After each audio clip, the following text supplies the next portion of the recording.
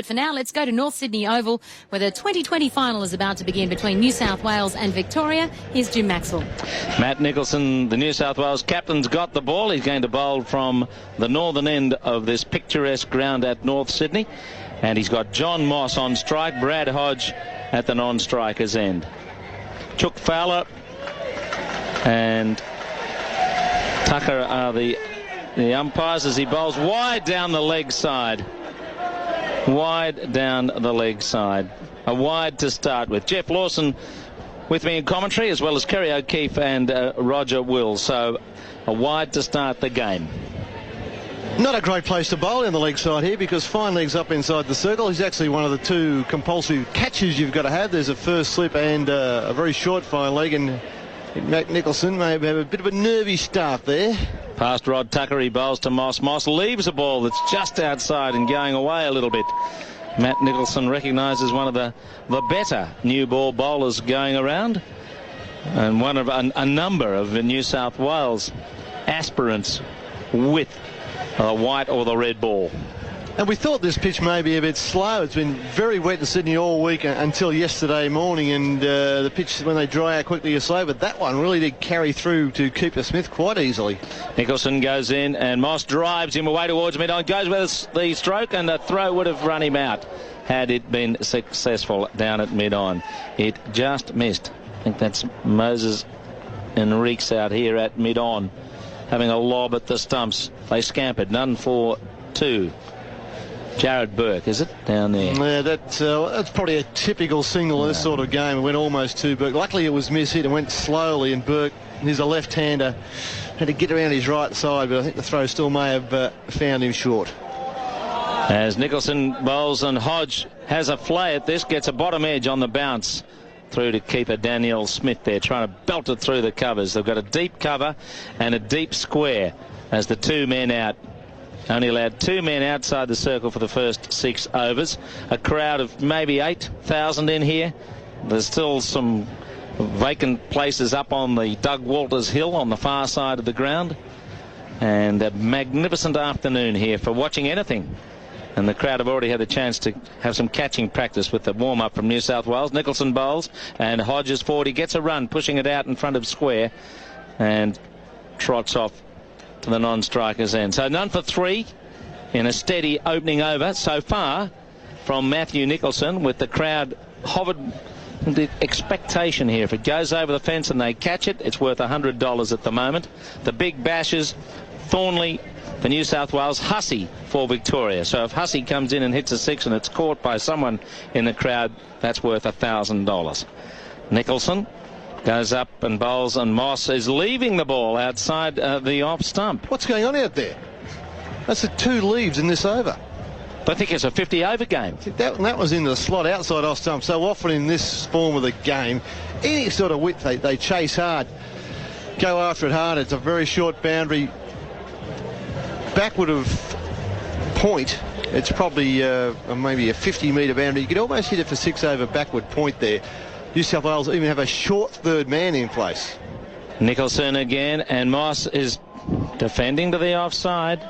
Good cricket there from New South Wales. Very tight bowling, and he just pushed that ball quietly away on the offside and could not get a run. So a wide and 2 singles from the opening over. Not quite the dazzling start we're expecting after Victoria won the toss and decided to bat. It may happen now with Dougie Bollinger, 12th man for New South Wales, and for Victoria it's Grant Lindsay who's carrying the drinks. Well, that's a terrific opening over, only 3 off it.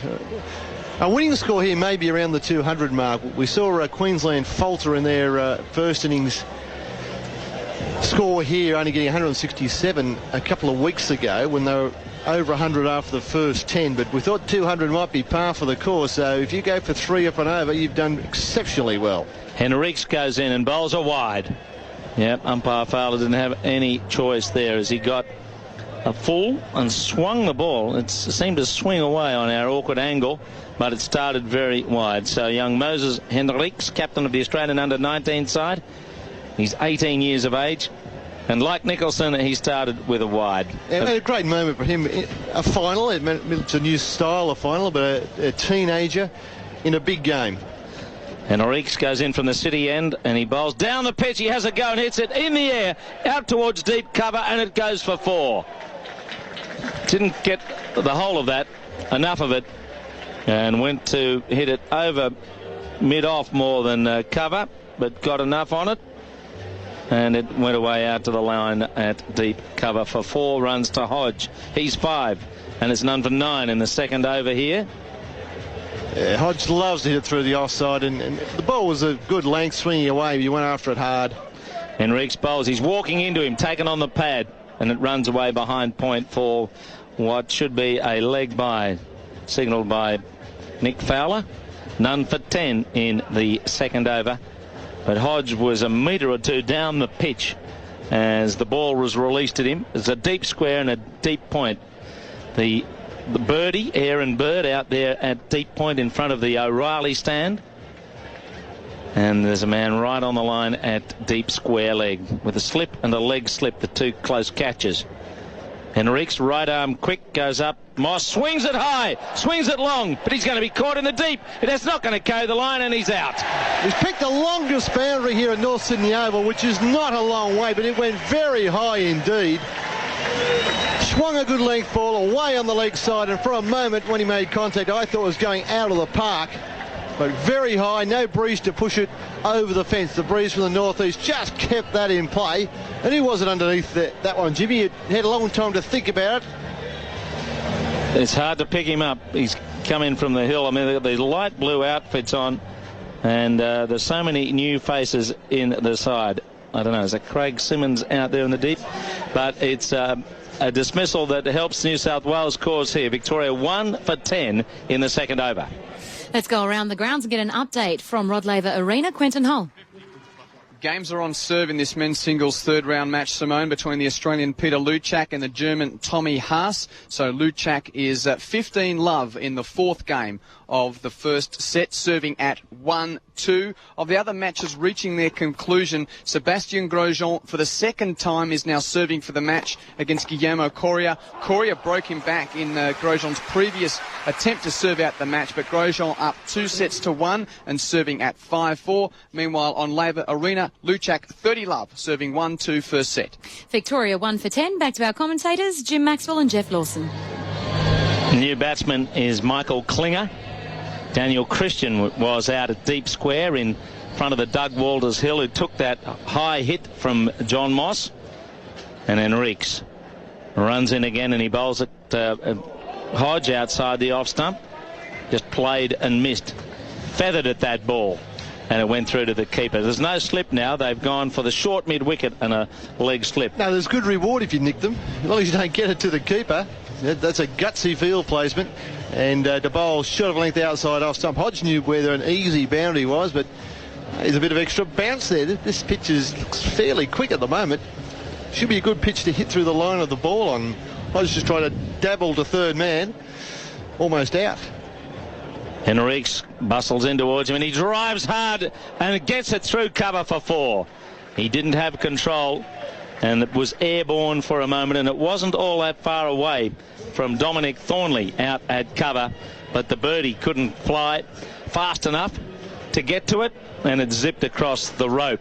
And they've got a short boundary with a fence, but with the rope 2 metres in, it's very short. So Hodge moves to 9. 2 overs gone in the final after Victoria won the toss. Moss out for 1. It's 1 for 14. Brad Hodge really nailed that one through the covers. Wasn't a bad delivery, but that's what you get in this form of the game, particularly that short boundary, as Jim pointed out. Probably only 60 metres from the bat to the extra cover boundary. Can't defend all the areas of a ground this size. Third over starts from Nicholson. He goes to Klinger. Klinger flicks away around the corner to short, fine leg slip in between the two. And there's no chance to score because it's easily fielded around the corner by Aaron O'Brien, the left-arm orthodox spinner who bowled so well against Queensland when they collapsed losing 7 for 33 in the previous match played on the ground, to be all out for 167. Nicholson to Klinger. Klinger tightened up, takes a quick leg by as the ball just rolls gently out on the onside. He got a nick on it, so he's away. Hodge is the danger man here. He can really hit and hit well. And the score tumbles along to 15 in the third over for the loss of Moss's wicket for 1. And you see the different types of field placements for 2020 cricket. They don't bother about the third man, particularly here at North Sydney, where you can have a man down there and still get hit for 4. That they defend the cover boundary and the mid-wicket boundary. Try to get the batsman hitting down the ground. Nicholson bowls and it's hit for 6. Straight into the crowd. Has it been caught? Oh, it didn't get swallowed. It's gone into the O'Reilly stand. He just picked the length there and swatted it in front of square into the crowd, into the O'Reilly stand. They're still arguing about who's got the ball. Now they've tossed it back. Well, if it was caught, it wasn't on the initial impact. It took a while to come back because I think it was embedded in somebody's body. It was going that hard and flat. What a terrific shot from Brad Hodge. 1 for 21. Nicholson again, and Hodge pushes forward, runs it down towards short third man where Enriquez is fielding, and he just lobs it back. Can't do much about preventing the single. He's right on the edge of the circle, and he's not that far from the boundary behind him in that corner of the ground towards the long flat stand alongside the Doug Walters hill. Yeah, that's probably 50 metres, maybe 55 down there. So New South Wales, so we won't bother putting someone down the fence because either side of him is 4 anyway. We'll try to stop that up inside the circle. 1 for 22. Nicholson bowls and he walks into him and hits him back over his head and down to the boundary. 1 bounce across the long on rope for 4. 1 for 26. Klinger on the advance moves to 5 with Hodge on 16. The score to 26 in the third over. And that's more orthodox, nice and straight, lofted of course, but not across the line. Matt Nicholson pitched up full straight and was hit back straight. Nicholson goes to Klinger again and he drives him away towards mid-off. He can't score this time as he was about to dart off and then realised with Moran coming in to collect that there wasn't a single on. 3 overs gone. Victoria, after winning the toss, 1 for 26. And that's just a tick under 9 over. Well, these two sides have seen plenty of each other in the past week or so. They've played a 50-over game at Coffs Harbour. They've played a 4-day game at Lismore. And now they're back at North Sydney for a 20-over game. Victoria well in top in the score there, though. They won the 50-over game, got 2 points in the 4-dayer. Enriquez bowls a bit short, but he's played on the rise by Hodge out to the Birdman. Aaron Bird at deep cover point. 1 for 27. Hodge to 17. David Hussey, I think, is the next man in, and he's the one that the crowd will be keeping an eye on, because if they take a catch from one of his big hits, it's worth $1,000. From either of these batsmen or anyone else, it's 100. Enriquez bustles in, loses his footing a little, and then he takes a very good return bounce drive, hit by Klinger hard into the pitch, and instinctively Enriquez got his hands up and stopped it. Ooh, that was moving too. It's so tough to stop them in your follow through, but this man's an athlete. He's one of the rising stars of Australian cricket, and he's getting his chance in the big time in 20-over games. We've seen that with so many young players around Australia. Enriquez goes to Klinger forward, chops to backward point, and a fumble down there. Keeps the pressure off with Matt Nicholson knocking on at a ground that's been famous for its rugby union and rugby league. He had a fumble there, maybe just took his eye off it. In any case, he probably would have to throw the stumps down to affect the run out. They were playing tip and run. And there's not a great deal of urgency for those inside the circle. They hang back on the edge of the circle. There's not too many this wild throwing we see in the 50-over game. They don't want to give away overthrows at all. Enriquez bowls and Hodge drives him to mid-on. Yorker. Very good Yorker, and he couldn't get it through the field, as we've got a leg slip and the short mid-wicket here for Hodge, who's made 17, Klinger 6, Moss out for 1, 1 for 28 in the 4th over. We were thinking 200's probably par for this course when we were here for the first game. Queensland only got 167 as Enriquez bowls short, and he swings and doesn't get hold of it. Almost dragged it into his stumps. That was an interesting comeback from Enriquez, sensing that Hodge has been walking into him. He flung it into the pitch, and it's come off his body and down into the ground and almost went from there into his stumps. Well, it's a fascinating piece of bowling because there's no one behind square leg. All they New South Wales had is a leg gully. So any ball that goes behind the bat at pace is almost 4, and Henriques tried to bounce it and surprised Hodge. Chalk went up to the bowler on that occasion. Henriques pitches up, another good Yorker length. He tried to drive it, he couldn't get hold of it, hit it straight down to mid-on, and that ends the over. Very well bowled by Moses Henriques. 2 overs, 1 for 11. 4 overs gone in Victoria's innings here in the 2020 final. They're 1 for 28. Hodge 17, Klinger 6. Just 2 off that over. Terrific over. Thought it out. Knew he had men defending square on the cover boundary and bowls short length outside off stump, and they mixed up a couple of excellent Yorkers, and that surprise bouncer. It's a high-risk strategy because of the field they had set, but it did surprise Hodge, a player of Hodge's calibre. Well thought out, well bowled. Back to Jeff Lawson and also to Jim Maxwell shortly, but Australia's Peter Luchak is on Rod Laver Arena with an update. Quentin Hull. And to date, Simone, he's holding his own. We've had 6 games of this men's third-round singles match, and all have gone with serve. It's Luchak and Haas at 3-all. Haas about to serve in the 7th game of the first set. Meanwhile, Guillermo Coria has been knocked out of the tournament. Sebastian Grosjean winning 3-1 in other courts. Juan Ignacio Chela, 2 sets to love up over Christoph Ligon. Dominic Abati and Igor Ondreev are at a set apiece. Meanwhile, in women's tennis earlier today, Anastasia Moskina, Nicole Vaidasova, Amelie Mauresmo and Martina Hingis all going through. But Haas serving at 3-all in the first set against the Aussie Peter Luchak. Let's update stage 4 of the Tour Down Under, which is taking place in Adelaide. John Thompson-Mills. Yes, Simone, I've actually jumped cars. I'm now in the Uni SA team car as this race goes into its closing stages. We've got about 40 k's left till the end. Of course, the last 20 includes the climb up Olwalunga Hill. And at the moment, that group of 20 that broke away after about 20 k's is really struggling to hold on to the big lead that they pulled out. At one stage, it was 8 minutes 47 over the peloton, which, of course, had the race leader Simon Gerrans in that peloton. The gap at the last check we had was 5 minutes and 6 seconds. So at this point in time, Glenn Dollander is still the race leader, but only by a few seconds. We also have Sergei Lagatine and Russell Van Hout from Uni SA and the Navigators teams in this break. But as I said, the guys are really struggling at the moment to keep the break going. There's some guys in this break from the AG2R team and the Liberty Seguros team. They're not interested in working here to help. So it's really only 16 guys that are doing any work. And we expect, well, Dave Sanders, the team director for Uni SA, expects the gap when we get to the climb to be down around 2 minutes. So it should be enough for these guys to hold off to win the stage, but it would seem, unless anything dramatic happens in the peloton, that Simon Gerrans may still retain the race lead going into tomorrow's final stage. If not, it'll be Liberty Seguros guys challenging. The only other news to tell you is that we've had the second intermediate sprint. Daniel Becker, though, from Germany, will hold on to that classification going in tomorrow's final stage. Chadwick, Russell Van Hout and Zajac across the line, 1, 2, 3 at the sprint. Snap a point after 100 k's. And Liberty Seguros are down a rider now. Martinez pulled out a little while ago, so that's 5 retirements today as the temperatures go well over the 40-degree mark. Simone.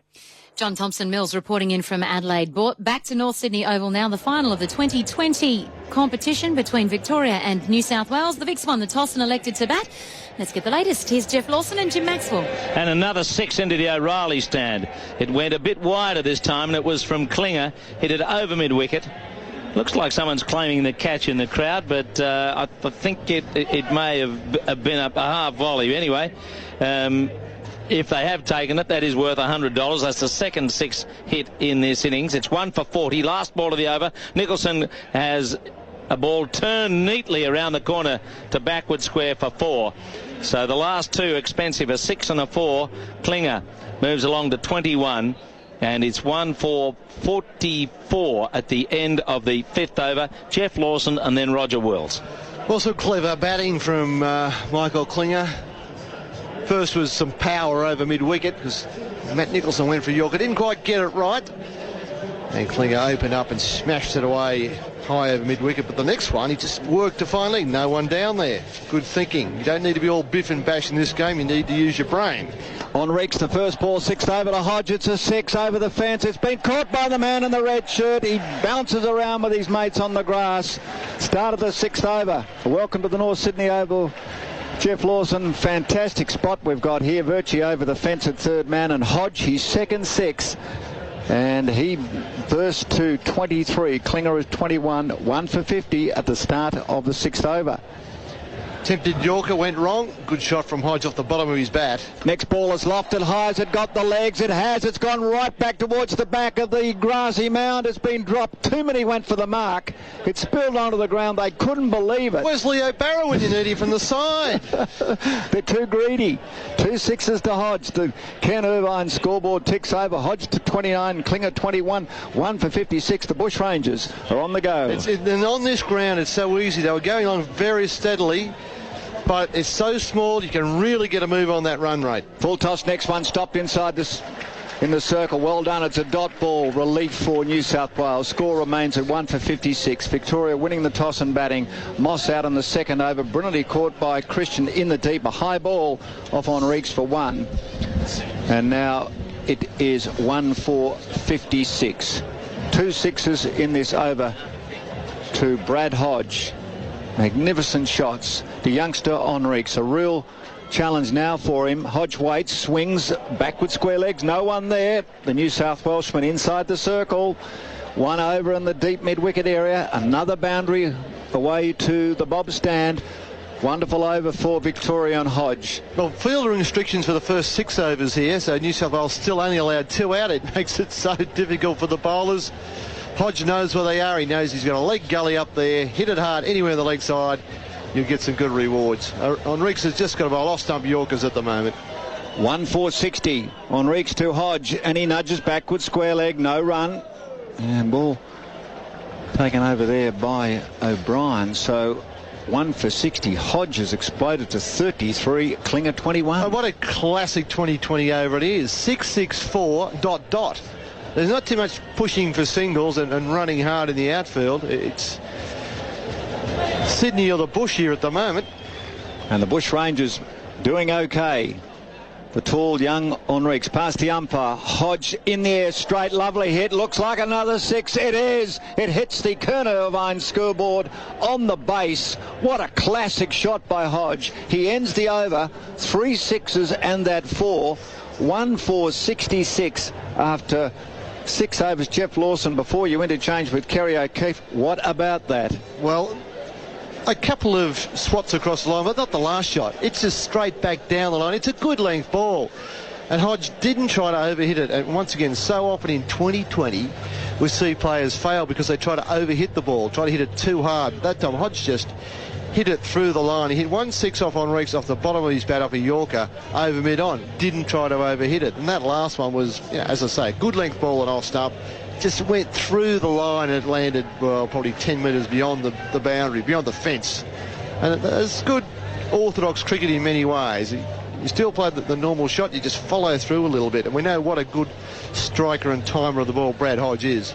Changing the bowling now, Dominic Thornley, another one of the up-and-coming all-rounders in Australian cricket. And Thornley will be bowling to Klinger, start of the 7th over. And it's well up, driven by Klinger giving the strike to Hodge. It ticks over 1 for 61. So Hodge is 39, Klinger is 21. Henriques suddenly 3 overs, 1 for 33. But 3 overs, about 10 and overs, a going rate here. I think that's the standard for the bowlers, because we saw this in the Queensland New South Wales game. We thought 10 and over was about the standard. 200 was certainly chaseable. Thornley lopes in to the right-handed Hodge, drives along the ground, won't be a run, fielded inside the circle, flick back to the keeper Smith, dot ball. Yeah, just 4 inside the circle now. The fielding restrictions are finished and the field much further spread. Hodge trying to play the ball along the ground. Not a lot of rewards so far. It's still such a good ground to go aerial here. The boundaries are so short. What happens this time? Thornley to Hodge, full toss, caught, no, dropped off his fingernails, almost onto the stumps. Klinger waited, I think. Thornley surveys his fingers. It didn't come off. It counts them. It was travelling, but in the end it was just 1 run to Hodge. He goes to 40. Victoria 1 for 62. They won the toss and batted. 7th over. Moss out for 1. Brilliant sunny conditions. And Thornley with a challenge, this time to another right-hander, Klinger. Slower one, he picks it up, tucks it out on the onside. They'll take a single. Klinger to 22, 1 for 4.63 in the 7th Good over. over so far, no boundaries, just singles so far. The fielding side will always take that. They'll take 6 and over, 6 ones. I think Hodge will be looking boundary 6 this ball. Thornley to him. Well up, and he guides the ball backward point. Well bowled. He squirted the ball out on the offside like a square drive. Fielded over there by Nicholson, the captain of New South Wales. 1 for 69. 3 fieldsmen. We're going to make a quick change. It's all happening quickly, Roger. I've got to get out. Kerry O'Keefe's racing in behind me. Thanks, Jeff Lawson. And Thornley, the ginger top from Albury, bowls to Hodge, who swings. The keeper from behind, Smith, takes the ball. Dot ball, well bowled by Thornley, puts his blue cap on. 1 for 69. 7 overs gone. Victoria winning the toss and batting. Welcome, Kerry O'Keefe. Thank you, Roger. Good afternoon to you. Yeah, well, it's according to plan 2020. It's not about singles and dots. It's about aiming over the boundary. And both Klinger and Hodge look in terrific touch here. Klinger promised when he came out of the under-19 system to be something special. He went into the wilderness for a while after not quite making it for Victorian first-class cricket, but he's had a bumper season this year. And really, he looks a player of immense potential. I don't know, what is he, in his mid-20s? So the completion of the 7th over, Victoria winning the toss and batting at North Sydney Oval in the 2020 final, 1 for 69. Let's go around the grounds and update the Australian Open tennis. Quentin Hull. Well, Peter Luchak's providing some great entertainment here. It's 4-all in the first set between Luchak and the German Tommy Haas, and after struggling to try and even get an inroad on the Haas serve, Luchak has now got to deuce in this, the 9th game of the first set. Earlier today, wins to Anastasia Moskina, Nicole Vajdasova, Amelie Mauresmo and Martina Hingis won 6-4, 6-1. One other men's match has been decided. The 6th seed, Guillermo Coria, is out, beaten in 4 sets by Sebastian Grosjean. Dominic Abati is 2-1 up over Igor Andreev. Juan Ignacio Taylor is 2-love up over Christoph Ligon, and they're the other 2 men's matches on court at the moment. Haas has a game point for a 5-4 lead. It's advantage Haas at 4-all first set. Back to the 2020 final between New South Wales and Victoria. Roger Wills and Kerry O'Keefe. Well, we just had a sensational catch from Aaron O'Brien. Kerry O'Keefe will tell you about it. It was a leaping deep catch, and Klinger is out for, winning on the board, he's out for 22, and Victoria 2 for 69 at the start of the 8th. Kerry O'Keefe, what a catch. Well, Aaron O'Brien, he's got terrific hands, but that ball was in the air for an eternity. He went to his left some 15 metres, but he had to wait and wait. The ball was leaving. Would it be 6?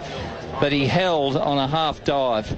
And just kept himself from tumbling over the rope. That's a terrific piece of out cricket, and the dangerous Klinger's gone. Well, it's 2 for 69, and Hodge facing, and it's fielded there by now. It's number 47, so that's Birdie. So Aaron Bird is bowling. So the catch was taken by O'Brien. So we've got Bird and O'Brien. It's 2 for 69. It was in there a long time, and it was quite spectacular for the people hanging over the white fence nearby. As Bird bowls to Hodge, struck on the pad. They'll go for a leg bye. The bowler comes through. It will be, I think, a leg bye. No, there was a bit of bat in it. So Victoria goes to 2 for 70. This is the 8th over of 20 overs for Victoria. And the danger men keep coming. Klinger gone. Hodge still there on 41. Looks very much a problem for the New South Welshman. And David Hussey's come in. He can find the boundary and over. So these dangerous hitters keep coming in for Victoria. That's why they're in the final. New South Wales with a lot of work to do. They've got this flying start up near 9 and over. Hussey, the big basher for Victoria. Is he caught behind? No, just played a sort of wayward shot outside the off stump, taken by Smith. So the big basher, if you hit a 6, or he hits a 6, Hussey, new catch, it's $1,000. So they're leaping all over the concrete here, getting ready at the North Sydney Oval. And Hodge is over. What about it? 3 6s and a 4 of Henri. That really ignited the day. 2 for 70, Victoria in the 8th over. Bird to Hussey, crouches, tucks the ball out on the onside. Should be just the 1 run. Both batsmen just walking through indicates it will be 2 for 71. Hussey off the mark with a single. And Aaron Bird, he looks a fine trajectory bowler here, and he's just cramped in a little with in swing to the right-hander. That might be the right method. You give them anything wide, they get under, and with those bats they can flat bat it over cover for 6. Bird to Hodge, full toss, or tempted Yorker, I assume, and he just takes one hand off the bat and plays it to extra cover short inside the circle. That is the completion of the 8th over. 2-4-72 for Victoria. Hodge 42, Hussey 1, Moss out for 1, and Klinger 22. Bird has 1 for 3 off his first over. Kerry O'Keefe. And the lesser pace has had an effect. Thornley came on and bowled a very good over, conceding just 3, and Bird conceded just 3. This is what we found in the first game here at the North Sydney Oval. The moment the lesser pace bowlers came on, they had an influence and slowed the scoring. So it's the 9th over. Thornley to Hodge, swings, it's a 6, can we catch it? Onto the roof it goes, just away to our right. On the Duncan Thompson stand, we stood up and we watched it. Has it gone over the back? I think, Kerry, is a lost ball. Yes, and the man with the balls is running out with his case. But, that was a terrific blow from Brad Hodge. He mightn't be a big guy, but he packs a wallop. And Dominic Thornley tried as much as he could to slow that up on him, but he just couldn't deny him the angle. Just floated into his pads, and he's got under it and hit it into Miller Street. Well, if that had come towards us, that I reckon would have come into the window. It wasn't that far away, and we can get $1,000 and we can go and have some sausage rolls as Thornley in the 9th over bowls to Hodge. What will happen this time? He just guides the ball round back with a square leg. Deliberate shot, just nudging forward with the bat, sort of flicking the Yorker around. Takes the single, 2-4-79. Hodge 2-49, Hussey is 1. And I guess Hodge was always the go-to man for Victoria, having played a lot of 2020 cricket in England. I think the Australian team consulted him about the way to play 2020. He is a veteran of the caper, and here he is 49 not out. Looked like he's been playing it forever. Thornley to the right-handed David Hussey, and he edges down through a vacant slip. That will be 4, will it? No, the fieldsman will get there, slipping and slide on Reeks. Lobs the ball back towards Smith. They'll take 2 or 3. Score is 2-4 sticking over, 2-4-80. Hodge is 49 and Hussey is 2.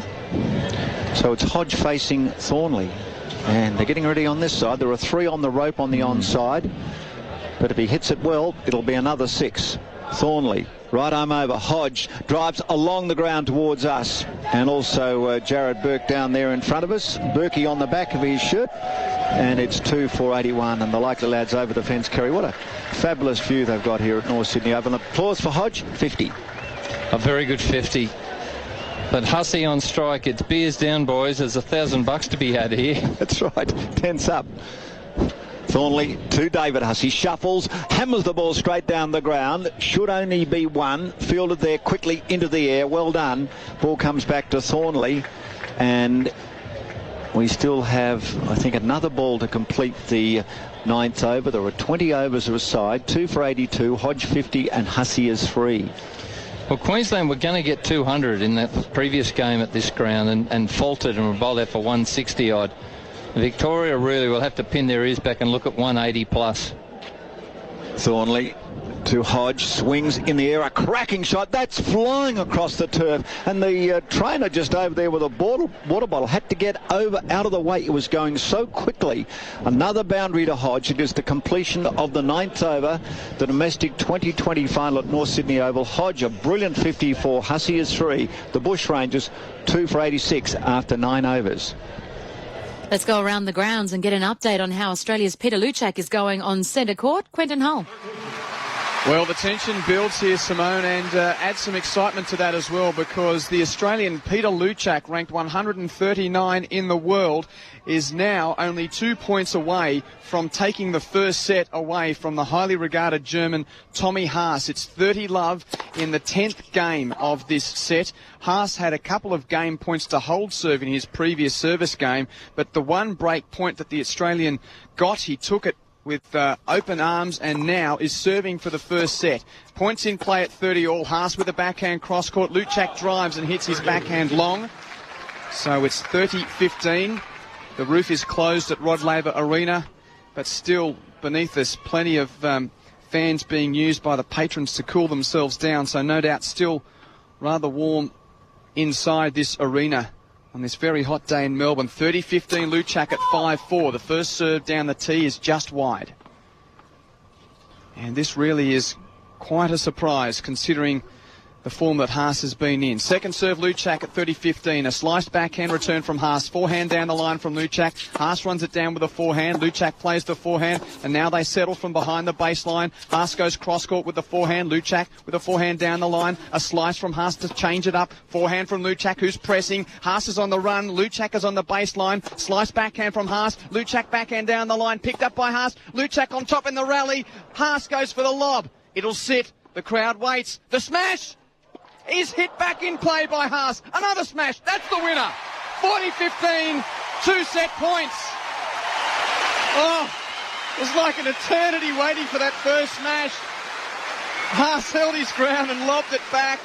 So now Peter Luchak has 2-set points.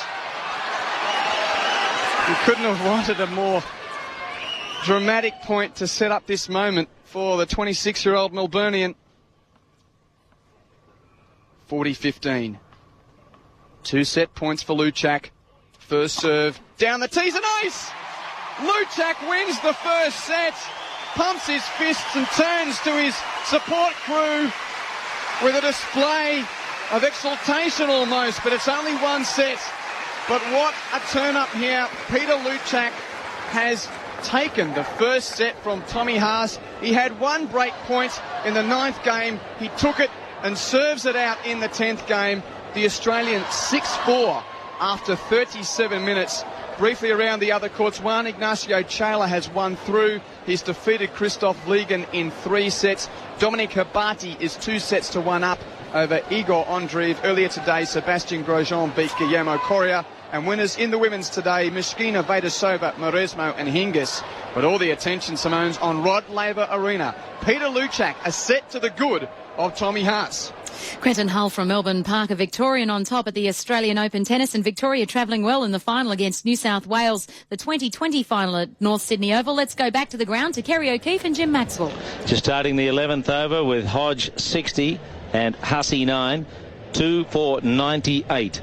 So 200 plus is on here, particularly if Hodge gets stuck into a few more of these deliveries. He's already hit 4 sixes, and he's now trying to hit another one. He slams the ball wide of Burke and out to the boundary between long on and deep mid-wicket for 4. He's 64, and the 100's up in the 11th over, Kerry O'Keefe. Oh, very good cricket shot. The on drive, we don't see much of it in 50 over cricket, but Brad Hodge has decided if they're going to try and cramp him on leg stump, he's producing the on drive along the ground. He's also producing the elevated slog over mid-wicket. Got a terrific leg side game, B. Hodge Victoria. Thornley bowls and he drives him back down the ground for 4 more. He split the field, long off and long on. A beautifully struck stroke, and there was no way they could cut that off. So that's 2 4s in a row. He could get 100 here if he paces himself for the next few overs. He looks as if he's been playing this form of the game all his life, B. Hodge. Question mark still over him at number 4 test team, but what about as a 2020 player? Thornley bowls and he hits it in the air. That could go the journey, but he caught. He's got 6. It's hit the fence on the full and diving out there at deep mid-wicket. Unfortunately, he couldn't quite get a paw on it. Aaron Bird flew up with his left hand. It cleared the rope. Another 6. I think that's 6 sixes now for Brad Hodge. He's 74. He's gone 4-4-6 in the over. Thornley again, and he drives the ball back past the non-striker. Just a single this time. Anti-climax. Well, on this ground, it's either 1, 4 or 6. No 2s, never a 3. I don't think they'll run a 3. But the New South Wales tactic seems to be to try and cramp them on leg stump. But the Victorians, particularly Hodge, are awake to it, and they're just producing leg side shots, either over mid-wicket in the air or through mid-on and long on along the ground. The big basher, Hussey, faces, and he misses outside the off stump. He gave himself a little bit of room, and Thornley, bit of variation on him, and beat him on the thrust to the offside as it went into Smith's gloves. He knocked off the bails. 2 for 113 in the 11th here with Hussey 9, Hodge 75. And Dominic Thornley has produced a few variations, but it's not easy to stop the batsman thumping you over the top as he goes in, and Hussey walks in and drives him wide of cover out towards the boundary. He will be cut off by Christian in the deep as they go for a second run. 2 for 115, Hussey to 11. And that over produced 17 runs for Victoria. 2 for 115 from 11. Well, David Hussey's a tremendous striker through the offside open face. That's one of his trademark, and he got a little bit inside out to Thornley and whacked it for 2 through extra cover. But it's Hodge on strike. He's the danger for the New South Welshman. From the moment he took guard, he looked completely comfortable in the surroundings. He's raced to 75. He's got, what has he got? 9 overs up his sleeve. This is only the 12th. So really, Brad Hodge could play any sort of big knock here. He could be over 100 if he keeps in this current vein of hitting 4s and 6s. Aaron Bird still bowling. The Bird is going to fly in, and this is like Andrew Simon's batting, and he got one of those extraordinary hundreds in a 2020 in England. Might happen here. Now, the ball is short, and it's cut down to third man. Moran it is, taking over from the Bird. Looks a bit the same as he starts to wobble in. Right arm medium fastish, but it didn't matter. Hodge has carted the ball away to the boundary at backward point for another 4. Perfect batting conditions, just a good pitch. North Sydney Oval always has been. Scotty Moran from Sydney University Club under pressure here. Got 3 wickets in his debut game of 2020, but he's bound to be Hodge here in tremendous touch. He goes in now, and Hodge swings and misses. He was trying to larp that somewhere over the hill into the distance from outside the off stump. Well, it seemed a little optimistic, but when you're 79 not out, you can try anything, I guess. 2 for 119 in the 12th. Well, you don't play for hundreds all this. You just keep going until you get a final score. He's 21 runs short of this ton, but he's not. He's just going to keep trying to find boundaries. Moran bowls to him, and he swings into this and hits it down the ground. Only a single out to long off where Aaron O'Brien. No ball. And it was a no ball. So this is a free hit. That's worth 2 for the no ball. This is a cardinal sin for bowlers in this game, a no ball, because it's a 2-run penalty and a free hit next ball. Well, Moran tries to shape away swingers, I think. David Hussey's a terrific slapper of an open-face bat. Danger over cover here. Moran bowls short, and he misses out. He just clubs the ball into the ground, and it rolls away gently to the deep field on the offside for a single. 2 for 123. Scorer's nightmare keeping up with something like a no ball at this point. How many do I add on there? 1 or 2? 2, is it? And by the time you've looked up from your score sheet, they're having a free hit. Luckily didn't hit it for 6. Luckily for Moran, who bowls now. And a big swing from Hodge, and his bat goes further than the ball. The ball went to the keeper, and his bat ended up out at square leg. Well, I know he's been calling for gloves. Now, whether they haven't arrived yet, they may have done. But it's very hot here. You can understand how the perspiration could be affecting the grip. But he's thrown the bat 20 yards to square leg and missed the ball. 2 for 123. Moran to Hodge. Hodge swings into this and lays it on the bounce out towards deep and wideish long on. Simmons, Craig Simmons, the substitute in this game for Phil Jakes. Top order batsman. He's fielding out in front of the hill there. 2 for 124 in the 12th. Hodge 81, Hussey 12, Klinger out for 22, and Moss for 1. And Burke's coming in now. He's going out. Someone's got to come in. They've only got 3 in the circle. That's not the way to incur a no ball. Cover comes in. Henriques is up now. Moran, right arm mediumish, goes up to Hussey. Hussey has a go and drives him down the ground, drags the drive straight, and Hodge wants a second run, takes on the throw and gets it. That's the first 2 of the game. Hussey, 14, 2 for 126 at the end of the 12th over. Interesting contrast. Hodge is just in the most superb of touches, and Hussey's overhitting. You know, he's a boundary hitter, but he's got to 14, but he hasn't looked as if he's been middling the ball, because he's really throwing the kitchen sink at everything. whereas Hodge is picking his ball, picking his stroke, picking his area. So really, from a Victorian point of view, it's probably best if Hodge has most of the strike, because he's on 81 and he's seeing him like a watermelon. And we've got a slow bowler coming on. This worked in the match here previous at North Sydney Oval. Jim Aaron O'Brien bowling left-arm orthodoxes, and he slowed the rate and got a couple of people out slogging across his line. Let's see what he can do to B. Hodge. Yes, he did very well in that game when Queensland lost 7 for 33. O'Brien 2.3 overs, 3 for 7 in that match. Moran took 3 for 21. But Victoria looked like getting over 200 here with any kind of hitting in these last few overs. We've got 8 overs to go, and it's going to be Hodge on 81. Get ready for a catch over the fence. O'Brien bowls and he swings and misses. He tried to cloud it somewhere into the O'Reilly stand or out into Miller Street, but he didn't hit it at all. Well, that's his zone, because he's bowling from around the wicket, Aaron O'Brien. He's looking to get into his pads. Hodge is looking deep mid-wicket. O'Brien bowls. He's down the pitch, and again he loses his grip of the bat. Played it one-handed to backward square, trying to hit it over mid-wicket, dragged it to backward square, where Simmons picked up 2 for 127 in the 13th over. Well, Hussey's the big basher here. If you catch one of his hits over the fence, it's $1,000. Only 100 for one of Hodge's, if you could catch them, because he's trying to put them on the street. Now, is Hussey going to have a crack here as O'Brien bowls, and he swings and he misses out? Well, O'Brien did this the other day. They kept swinging and missing. Yeah, and again, it's an over hit from Hussey. I know that 2020 can produce this mindset, but he's such a good touch player. He's better off just finding the boundary with traditional cricket shots for a couple of overs. Around the wicket, O'Brien bowls a slower ball and it's driven back, and it's not scored from. Miscued it and dribbled back down the onside of the pitch, and O'Brien grabbed it. 4 balls, 1 run. 2 for 127 in the 13th. O'Brien goes to Hussey. Down the pitch, he drives him hard over the straight hit for 1 bounce into the screen for 4, or just wide of the side screen on the onside of straight. A good, powerful blow. But it's only 5 from the over at this point.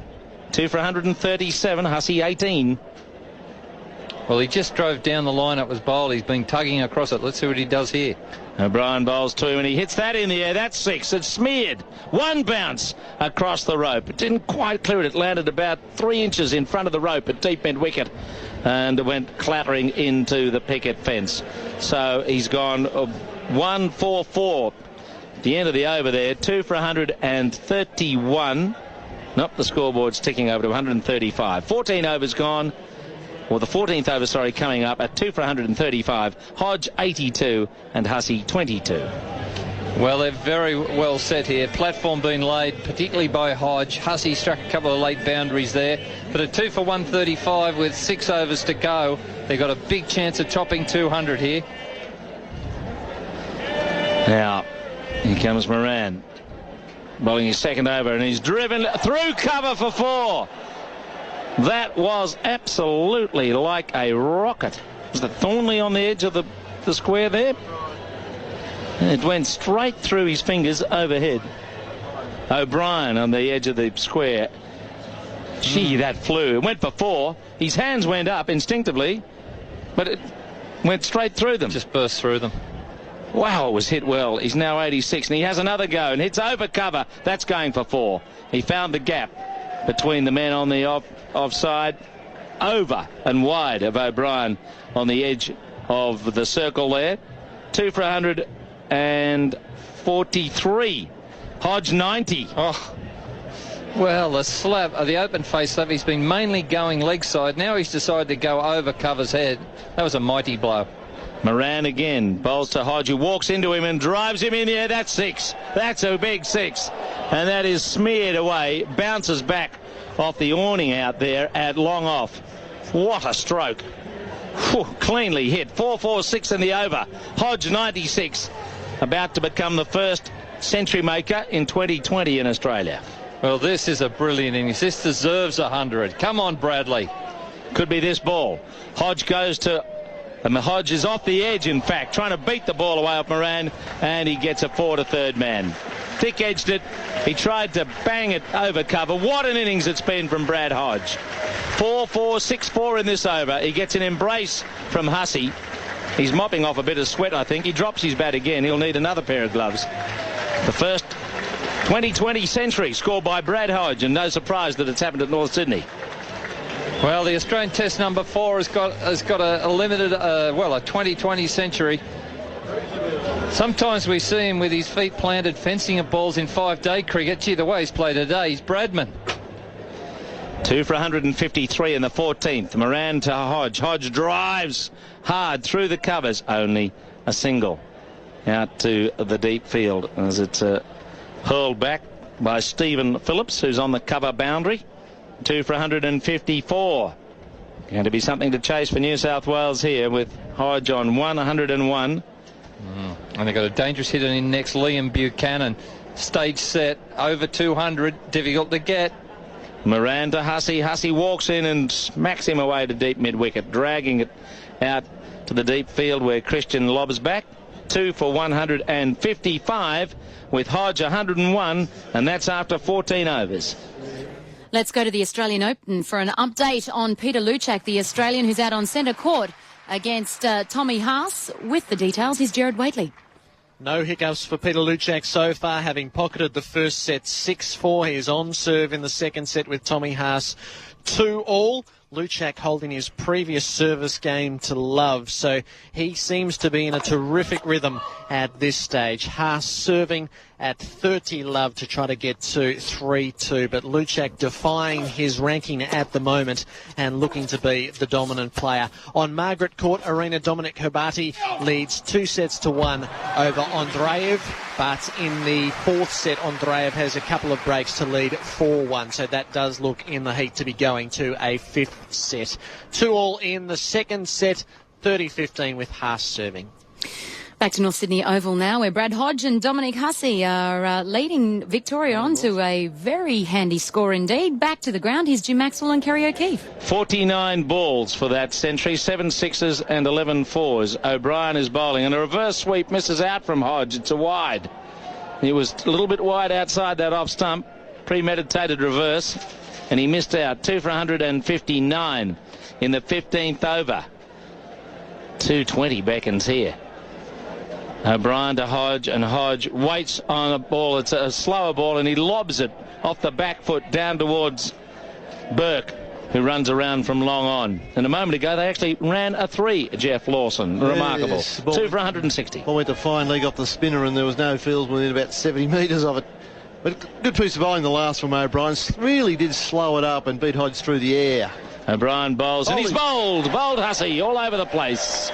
He went to hit that over mid-wicket, hit across it again, and he's out for 26. So, in fact, the big basher didn't hit a 6, and that means the sponsors of the $1,000 Big Bash have been led off here, because the big bashing's been coming from Hodge. 49 balls, 7 sixes, 11 fours for the first 2020 100. He's 102, and it's 3 for 160 in the 15th over.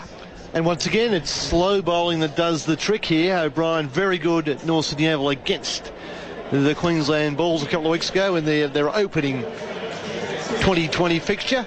And today, once again, it's been left arm around the wicket, sliding the ball in, keeping it low, trying to bowl the block hole has worked fairly well for New South Wales and for Aaron O'Brien. And Hussey's job was not to hit sixes today because Hodge was the man going.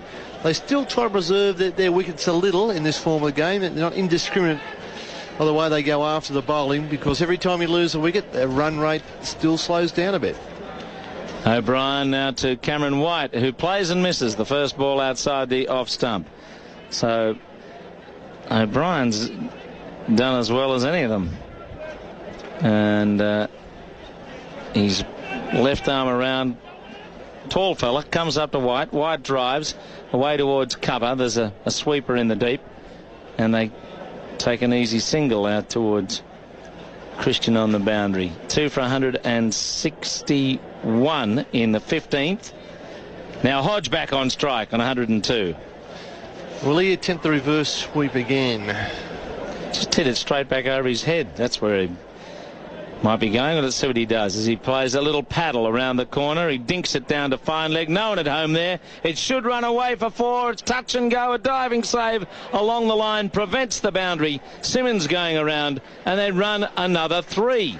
A couple of 3s from Aaron O'Brien. Nice touch from Hodge. He's playing the angle. He's 105. 3 for 164 from 15. Jeff Lawson and then Roger Wills. And some clever cricket from Hodge. He's picked up 2 3s in that over, both the deep fine leg. Didn't try to bash it.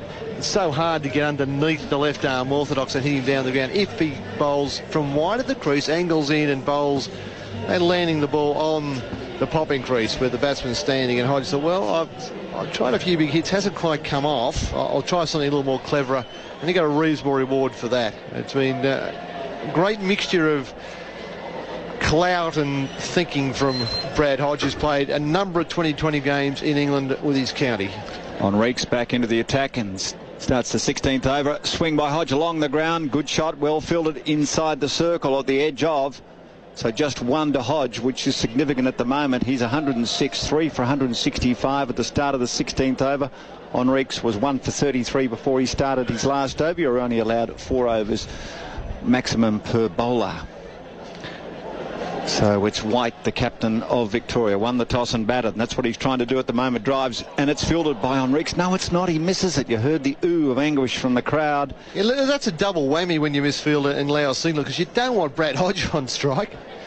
And the ball's hit firmly back at him, but he had it under control. Took it a little bit too easily. It bounced 10 metres away, easy single. You do, in any form of the game, when a new batsman comes in, that's who you want to bowl at. In this circumstance with Brad Hodge absolutely on fire, you don't want to bowl to him. Henriques to Hodge. He steps outside the off stump. He's caught. It was a clever shot, a clever placement, and the catch has been taken by Aaron Bird. So maybe you do want to bowl to him. Well, he stepped outside the off stump. It was a deliberate chip, but it went too wide on the edge of the circle. Bird takes the catch, and Hodge is out for a magnificent 106, and he comes down in front of us, and he punches the gloves with his teammate coming onto the ground. That's Liam Buchanan. So Hodge out for 106 in the 16th over. Victoria 4 for 166. Quick update from the Australian Open tennis. Gerard Whateley. Peter Luchak serving, down 2-3 on serve in the second set. It's 30 all. Luchak claimed the first set 6-4 to have the upper hand on Tommy Haas. Back to North Sydney Oval now. Roger Wills and Jeff Lawson. Where the new batsman, as I mentioned, for Victoria is the Rock, Liam Buchanan. But Jeff Lawson waxed lyrical on Brad Hodge. It was an outstanding 106. Absolutely, but not just hitting at every ball. I mean, he's played so much 2020 over cricket in England. He knew the theory behind it. Higher scores. Slow ball from Henriques, and Buchanan tucks it backward, square leg. Throw comes in from Bird, and White had to hustle a little bit. Fieldsman on the edge of the circle, so White, the captain, has to strike, and any batsman in any form of cricket, it's always good to get 1. That's what Buchanan has got. Victoria 4 for 167 in the 16th over. The secret to Hodge's innings, above a number of good skill factors, was the fact he did not try to overhit the ball. You know, the proper cricket shots rewarded him quite handsomely. Henriques to White, swings, edges down towards us, backward point fielded by the left-handed Burke, flings the ball back towards Smith. There's too much on that one. Backup required on the onside, but no extra run. 4 for 168 as White goes to 3. Buchanan is 1, and Brad Hodge 11 4s and 7 6s. It was a privilege to see the innings, and the people on the Doug Walters stand, the grassy mound, just trying to get into the Mexican wave at this stage, but they'll sit down and watch Henriques. Bowls to Buchanan, swings the ball around, he falls over. Can they throw far to the other end? He's still got to work pretty hard to get there. People backing up, slipping and sliding. Out of all that, only 1 to Buchanan. Victoria 4 for 168. Buchanan goes to 2, and that is the completion of the 16th over. And as I mentioned, Brad Hodge out in that over for 106. Victoria winning the toss and batting. They've got 4 overs to go. They're 4 for 169. And a double breakthrough, Hussey and Hodge out in a couple of overs, and that's just what New South Wales want. Now, we've still got some 4 important overs to go here. Can the Bushrangers get it up to 220? Or will they, say, finish with about 190, 195? Now, we talked about 200 par score at North Sydney Oval. It's a small ground. This pitch is beautiful. Great batting conditions. 200's a par score. And with Hodge there, they were headed maybe for 220, 240. A couple of wickets have fallen. It's up now to Skipper White to take the initiative. Start of the 17th over. Bird bowls to Buchanan, swings and misses, taken by Smith. Well bowled, and Jim Maxwell going up the media tower here, which tends to wobble around throughout the day, and getting from the scorers Brad Hodge 54 balls for his 106, 11 fours and 7 sixes. So Bird, left arm around the wicket, swing by Buchanan, misses, flatter, faster one, dot ball. Victoria 4 for 169. Surely they'd be looking at 200. Well, Buchanan's looking maximum shots here at the moment, so hoiking across the line where it's not that hard to get a 4 on the offside of that very short boundary. Next ball, he reverses the shot and tucks the ball. Now do you... During an emergency, power's not on, the line's still down, the tree's still on it. Find your local ABC radio station. Who's without power or phone, but hopefully listening to the ABC on a battery radio. ABC Radio is your emergency broadcaster. For the latest sports results and stories from around the globe and at home, check out ABC Sport on our social pages. Just search ABC Sport wherever you scroll. Call that fine leg or third man. Anyway, he gets a rung. He became the left-hander and shoveled the ball around. Well played. Got off the other end. He goes to 3. That's the same as Cameron White, 4 for 170. Yeah, 3, 2 dots and a single. That's good work. Reverse sweep. I mean, okay, got him a single. Hard hit, it may have got 4, but O'Brien won't be unhappy about that shot. And he's into White, and White swings. That's a 6 towards us. Can they catch it? They're under it. He takes the young lad. He was near the garbage bin, but wasn't he? But he was absolutely in control, wasn't he? Cupped the hands, it thudded into his hands near his chest, and he just flung the ball back over the fence, and he'll pick up $100 and go and buy an ice cream. 4 for 100. He's already got the cash in his hand. This is a quick game, this, isn't it? New South Wales has got money. Another one comes towards us. Another 6. Stand up and watch. It's almost smashes the bloke. He hits him in the head, actually. Well, he had something up to his face, and it has got him on the forehead. That is nasty. And there's a bit of blood there, so he'll need that being treated straight away. You can't take your eye off the game here. You seriously can't when you're in the crowd. The ball comes in the crowd at a rate of knots. Some guy down there was just looking. Look, he glanced down, look at his program, and the ball came over, and had he been aware, he may have just sat in his seat and caught it, but that caught him across the right eye. And I can see Christina Matthews get the physio and the medical staff, and they're with him right away. So, well spotted, Jeff. It's 4 for 182 after 2 sixes in a row. White's gone to 15. That was an explosive hit. This time he swings. There's another one. Stand up and watch. They try and catch it. The security man failed to take it. It almost hit the same guy in the other eye. 3 sixes in a row from Cameron White. It is 4 for 188, the Ken Irvine scoreboard. It can't quite keep up at this stage, but I'm watching them tick over. 4 for 188 after 17 overs. White burst to 21. Buchanan is 3. They were hit, those last two, Jeff. They were hit really hard, like a rock. Beautiful flat bat shots over wide. Normally you'd call that cow corner, but they weren't cow shots. They were good, controlled shots over the boundary, and all about the same spot. 3 good balls for O'Brien, 3 poor ones. Start of the 18th over, and the ball is played out by Buchanan on the offside, giving the strike sensibly to his captain in White.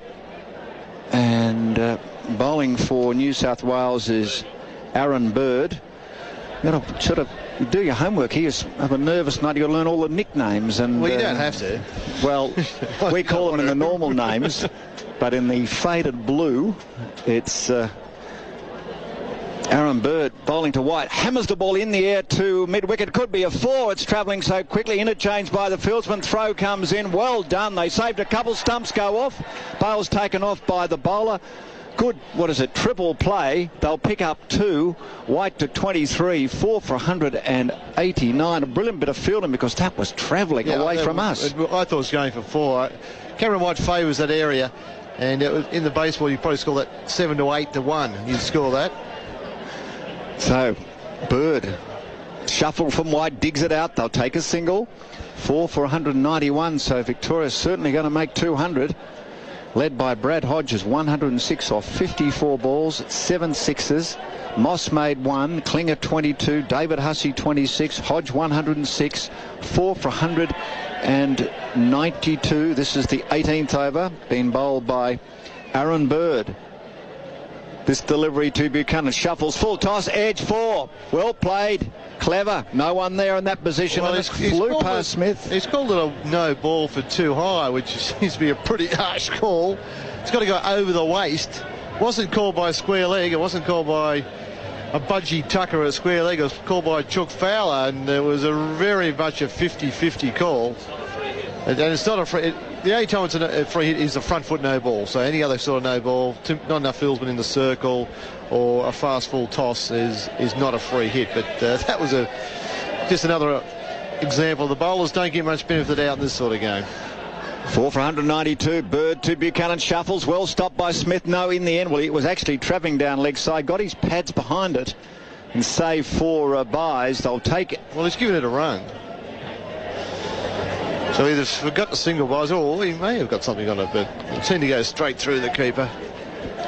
Well, the scoreboard's suddenly gone from 192 to 199. 4 for 199. So 1 for the double ton for Victoria. White is facing on 24. He's shuffling in the crease. He goes back.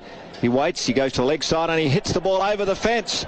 Does he? He could be caught. A leaping fieldsman can't get there. Over it goes. It's been caught by a man with the grey T-shirt. He's pretty happy. Flings the ball back to the New South Welshman, who leapt in the air in Craig Simmons. Another 6 to Victoria. In this form of the game, you've got to have your tall fieldsman on the boundary. Get your tall men out there. 4 for 205. Tremendous performance by Victoria. As Bird to a shuffling White.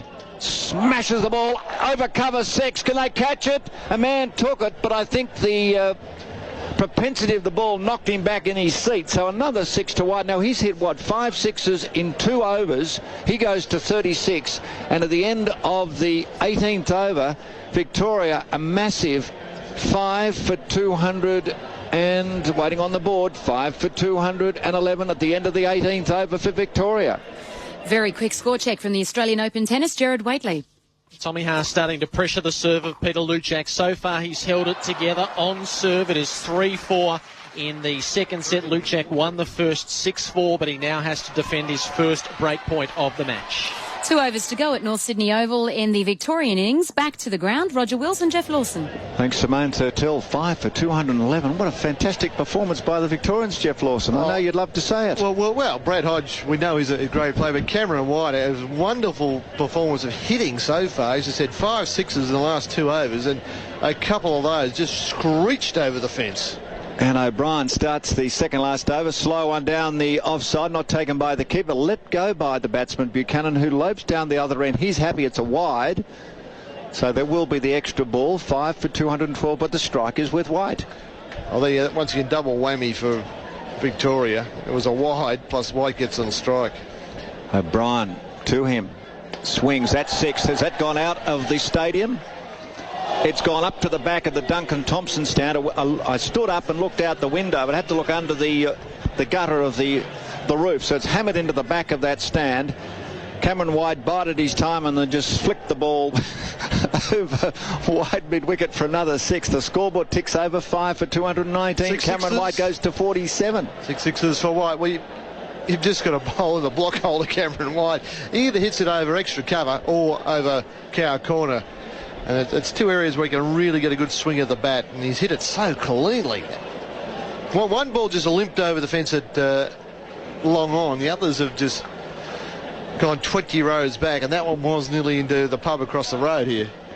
5 on the leg side. That's all you're allowed. 3 on the rope, but it's only about 55, 60 metres as White shuffles to the onside. In comes O'Brien. The ball's played along the ground. Yes, along the ground on the offside. Credit to the bowler there. White, in fact, is not 49, he's 43, and it's 5 for 220 Victoria. This is the 19th over. Yeah, 220 is a good score. 200 par, 220, very good. Another over to go after this, and looking, yeah, maybe 240, which will be very hard to chase down. O'Brien will be bowling to Buchanan.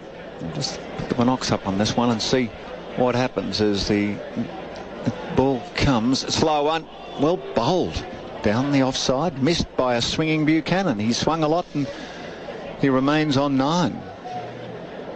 White sort of shrugs his shoulders at the other end. He's getting ready. Wasn't quite in the strike zone, that one. O'Brien, Buchanan flicks it in the air, mid-wicket, bisects the fieldsman. 4, well placed, clever indeed. He knew where the field was, and White, the captain, comes back mid-pitch, punches the white gloves, and Victoria 5 for 224 as Buchanan goes to 13. That's a little extravagant celebration after that particular shot, I would have thought. O'Brien to Buchanan along the ground, the orthodox cover drive. They'll go the single. Throw comes in, bounces in. They make it. White's on strike. Look out. 5 for 225. This is the 19th over of 20. So the fieldsmen run to the leg side. As I said, you're only allowed 5, a maximum of 2 on the edge of the circle, 3 on the ropes. Jared Burke down in front of us at a wide, long on position. White's been hitting our way. Umpire Tucker is getting into position. And in the sunshine, the Victorian captain White to this ball from O'Brien. Swings crunched away towards mid-wicket. Plenty of work required. It's knocked back. Well done by the fieldsman for New South Wales there in Stephen Phillips. And they'll come back for 2. So he saved a couple. Well done, because it was travelling from White. And that is the completion of the 19th over. White goes to 45. It's 5 for 227 with 1 over to go. The highlight so far, Brad Hodge 106 off 54 balls, 11 fours and 7 sixes on grandstand Jeff Lawson. Well, slow bowling can work at this game. O'Brien has had lots of dot balls at his spell, but in the end he's gone 4 overs for 52. And if the batsman can get the pace right and the trajectory of the bowler, they can hit you so far in 2020 cricket, particularly at North Sydney Oval. And Aaron O'Brien, 4 overs for 52. He's 11 and a half and over is his lot for the day. And the last over starts. Bowled. Buchanan has been bowled, and the stump just goes everywhere. So the early blow, it is 5 for 222, and the wicket to Aaron Bird. He comes down, surveys the stumps, have been replaced by Rod Tucker. 5 for 227. With Buchanan out for, just ticking your score over, it's 5 for 227. It was 14 before they took it off the board, something like that anyway. And we're at the time, we're only at 70 minutes play for the 227 runs so far. Each side is allotted an hour and 20 minutes. But one of the reasons they've got through their overs quickly is because obviously the crowd to throw the ball back, not big boundaries, but also the fact not many wickets have fallen. So you tend to get your 20 overs in pretty easily. It's when at 6, 7, 8, 9 down that the side struggle to get the overs in. But Victoria just lost their 6th, and that was been in a hurry. New batsman McDonald, Bird bowls, swings. It's through the keeper. That'll be buys, I would think. Well, that's good bowling for Bird. Changed the pace up, beat the batsman, and the keeper, well, went straight to him. That's a little error you don't need this time of the game. Now Buchanan's got 41. Did he get that many, or was it 14? 14, I think. They've had that back to front. Cameron White's the man who's been absolutely on fire. And, Buchanan was pushing them around and giving his skipper the strike, which is sensible batting. So the batsman out for Victoria. Give that in a moment as Bird comes in, and the ball is missed by McDonald. Throw goes to the non-strikers end. It's juggled by the bowler. They crash into one another, and McDonald sort of hurdles to stumps. He crashes into Bird. Out of all that, it's a bye. Yeah, the runners went through the keeper, and Smith, the keeper, couldn't get the glove off and throw it to the other end. Bird was lollygagging in the middle of the pitch, didn't get back behind the stumps. It ended up being quite a mess from both sides, with the batsman running into the back of the bowler as he's trying to catch it. I think it's 5 down. The board's got 6 down. It's 5 for 232 as White on 45 faces Bird, and he swings and misses. So it's a dot ball, and the New South Wales team sort of breathe a sigh of relief as White was trying to hit that one onto the Doug Walters another slow mound. White expecting, I think, a Yorker, something full and quick, and Bird is quite sharp, and he's bowled a couple of slow balls now that have come out quite well. But if White looks for slow ball this time, I don't think he'll get one. I think he'll get Yorker. So what happens this time is Bird to White in the air, and it's sliced towards backward point. Should be fielded out there. It is by Phillips. Throw comes in, run out. Brilliant throw from the deep. Is that young Phillips out there? That was a fabulous throw. So White is been run out, going for his second run. And it was a magnificent effort by the Victorian captain, out for 46. I'll give the board at 6 for 233. Jeff Lawson, we get the applause for Cameron White. And so he should get some applause. That was a tremendous performance of hitting. Got a lot of balls in his zone, his hitting zone, and put them away brilliantly. I think there is one spectator looking for him, though, to pay for his hospital bill. And he gets that eye stitched up. But a terrific performance by the senior players of the Victorian side so far. Test player Hodge, spectacular 100. And Craig White, absolutely rapid fire. How many did you end up with? 46. 46. That was at least 7 sixes, wasn't it? It was. Yes, it was. And Hodge also had 7 sixes. And Adam Crosswaite is the new batsman.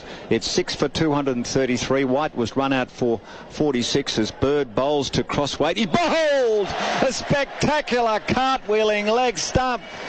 So is that it? He's on a hat-trick. We'll have to wait.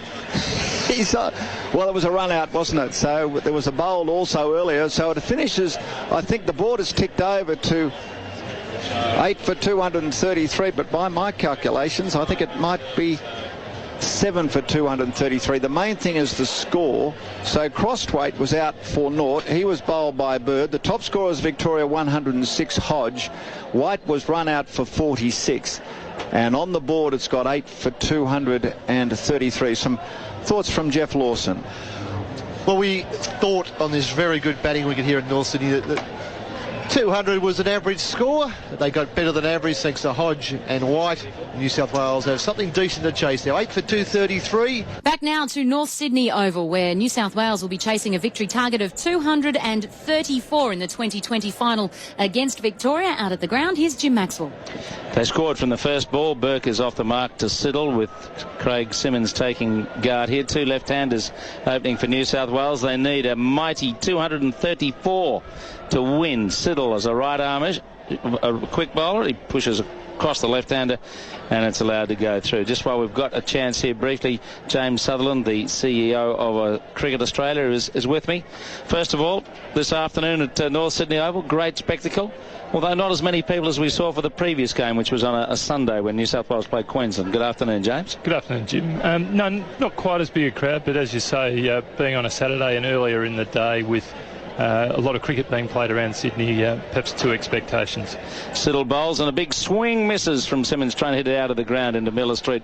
A lot of 6s today. Hodge hit 7 and 11 4s, 54 balls for his 106. So what's the future of this at a domestic level? Well, I think what we've seen so far with the domestic Big Bash competition is that the crowds have really embraced it, and I know the players are enjoying it. We've had average crowds of about 11,000 for each of the games, and that in itself is a great indication that the crowds want more. Siddle bowls and is pushed away to backward point for a single, a quiet single, like a 50-over single there. And the score is 2 in the opening over, needing 234. So will this competition be broadened next year? I think our plans are to have a good look at it at the end of this season. As it stood this year, each side actually only played 1 game at home, so each team played 2 before the finals. We'd like to see that increase next year, perhaps to double the number of matches for each team before we get through to the final stage. Burke faces Siddle and drives him hard to cover, too hard to get a run, and he's almost a run out there at the non-striker's end on Simmons as White hurled it back. So the score, none for 2 in the opening over. So there's opportunity there. There's been no television coverage of this tournament. Is that going to change? No, there hasn't been any coverage. We'd like to see some next year, and we're working through various options with that. I think it's something that would be very good for TV. Still a slower ball, hit in the air, dinked just wide of mid-wicket out into the deep for a single, none for 3 after the first over, bowled by Peter Siddle, needing 234 to win. And we've got the opening batsman there, Simmons 1 and Burke on 2. Talking to James Sutherland here just about the future of 2020 and how it fits in with everything else. That's the difficulty too, I suppose. I think the international match was a great success up in Brisbane, but at the same time we see that at this stage at least 2020 cricket has its future at domestic level. It's a great opportunity to increase the profile of state cricket and also to give cricket fans, not just existing fans but new and different fans, an opportunity to come and see the cricket. And that's one of the great things about walking around the ground today, to see how many young kids and young women here which wouldn't ordinarily be at the cricket. Denton starts an over down the leg side and wide, and the score moves along to 4. So 2020 is growing in popularity, it seems. Whether or not it's just a novelty is something for us to look at as we go on. But it's grasped the public imagination here with that Sunday game, and today must be 8,000 fans watching. Denton comes up to bowl to Burke, and Burke drives him back, dropped, hard caught and bowled, hit his hands and went down onto the turf. So New South Wales still at none for 3. Just one other issue before we just get on to the game with Kerry O'Keefe here. The World Cup, what's the situation? Is Australia and New Zealand, or just Australia on their own, got any chance of getting it in 2011, or will we have to wait to 2015?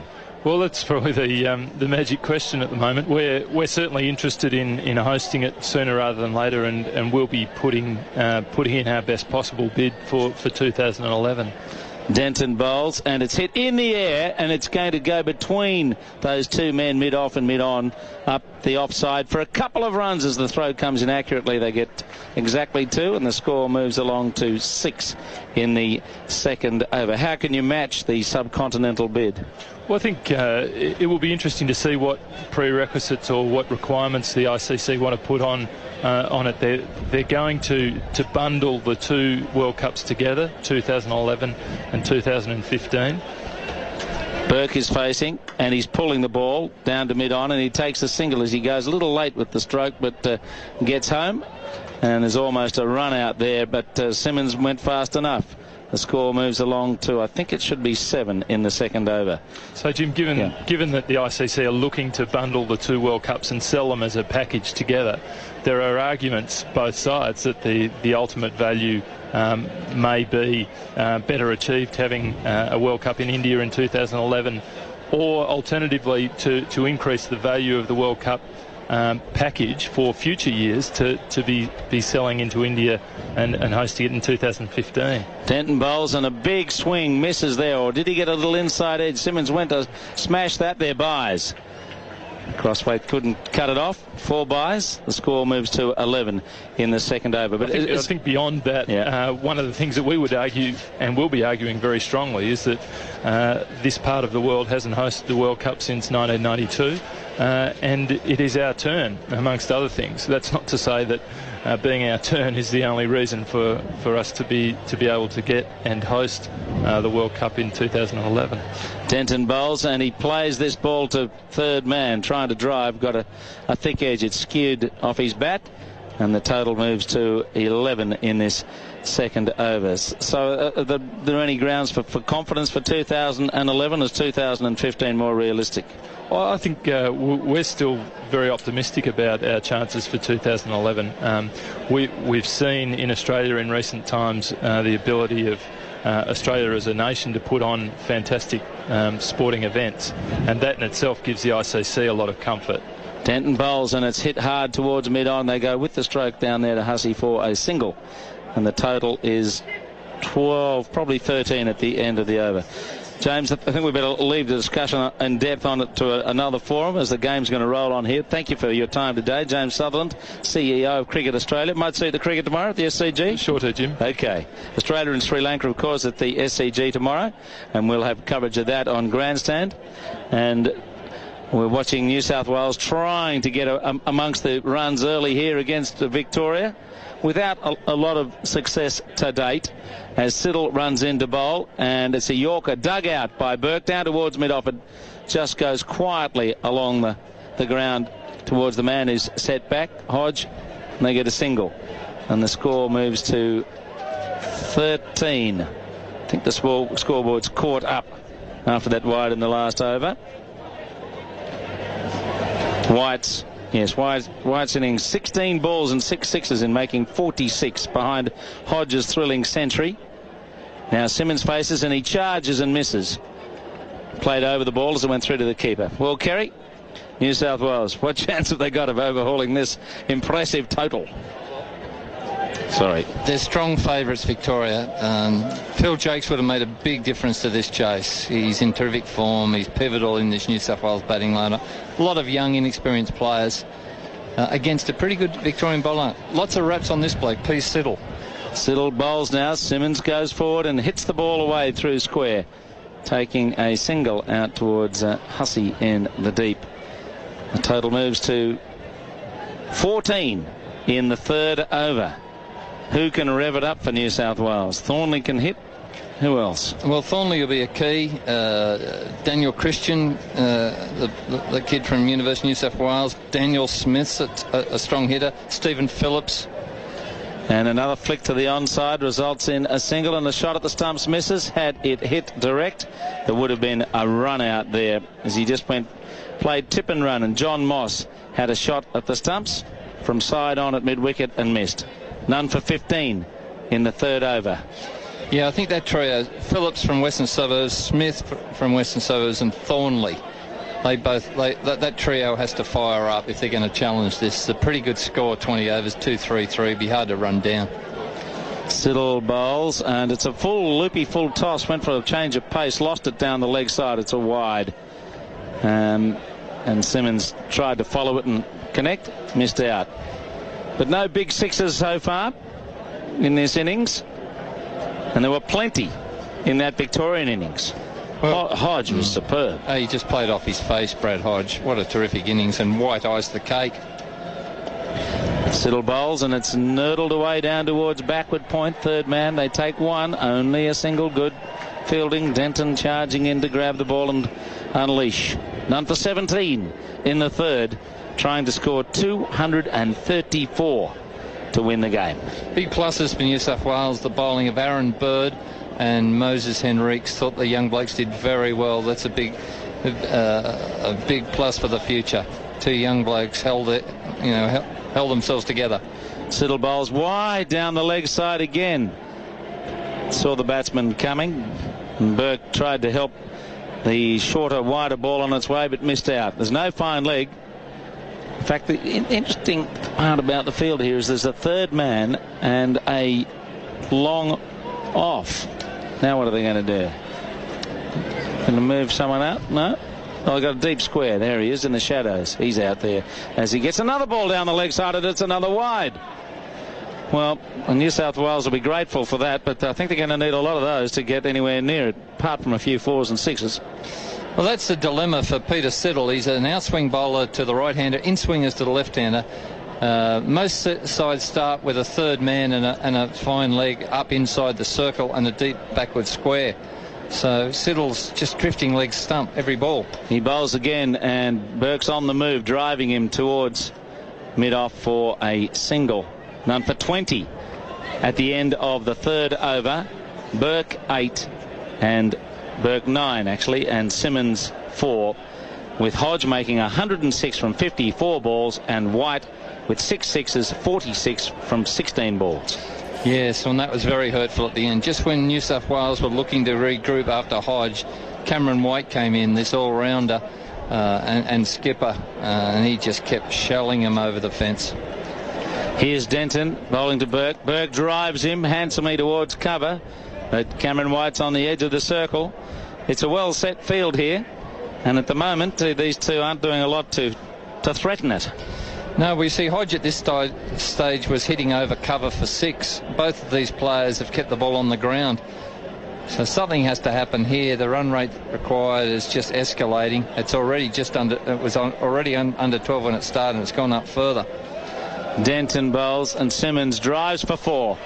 Good placement there to the right of White, and they need a flurry of those to keep in contact here. Simmons 8, and the score moves to 25 in the fourth over. None for 25 in the fourth. Strongly built left-hander Craig Simmons, coming from Western Australia. And he's watching Jared Denton from the Moreton Bay Fig Tree end, the northern end. He bowls a ball that's fiddled away to backward point. Yes, no, go back, look out, they didn't score. Good throw coming in from Moss back towards Denton. A dot ball. Well, Moss is going to play a part. John Moss, former player from Gordon. Lindsay bowls medium pace, and Harwood has wickets. Shane Harwood, always seen as a good bowler in the limited over form of the game, and Cameron White's going to have to bowl 3 or 4 overs of fast top spinners. Have New South Wales the hitters to challenge 2-3-3. They haven't lost a wicket, they're in the 4th over, but they haven't got the rollicking start they probably wanted. Denton goes in and he has a crack at this and lofts it away, drags it out towards deepish mid-wicket. They'll come back for a second run. A flat return goes in just wide of the stumps from the deep as they raced back for a second run. Good chase in the deep, keeping the runs down. Michael Klinger, who made 22 briskly, fielding out there. None for 27 in the 4th. Simmons and Burke 10 apiece. Jared Denton moves up to Simmons. Simmons goes inside out and gets an edge, a useful edge, and down to the boundary for 4. That was handy. Not quite what he intended, but he improvised in the end and got 4.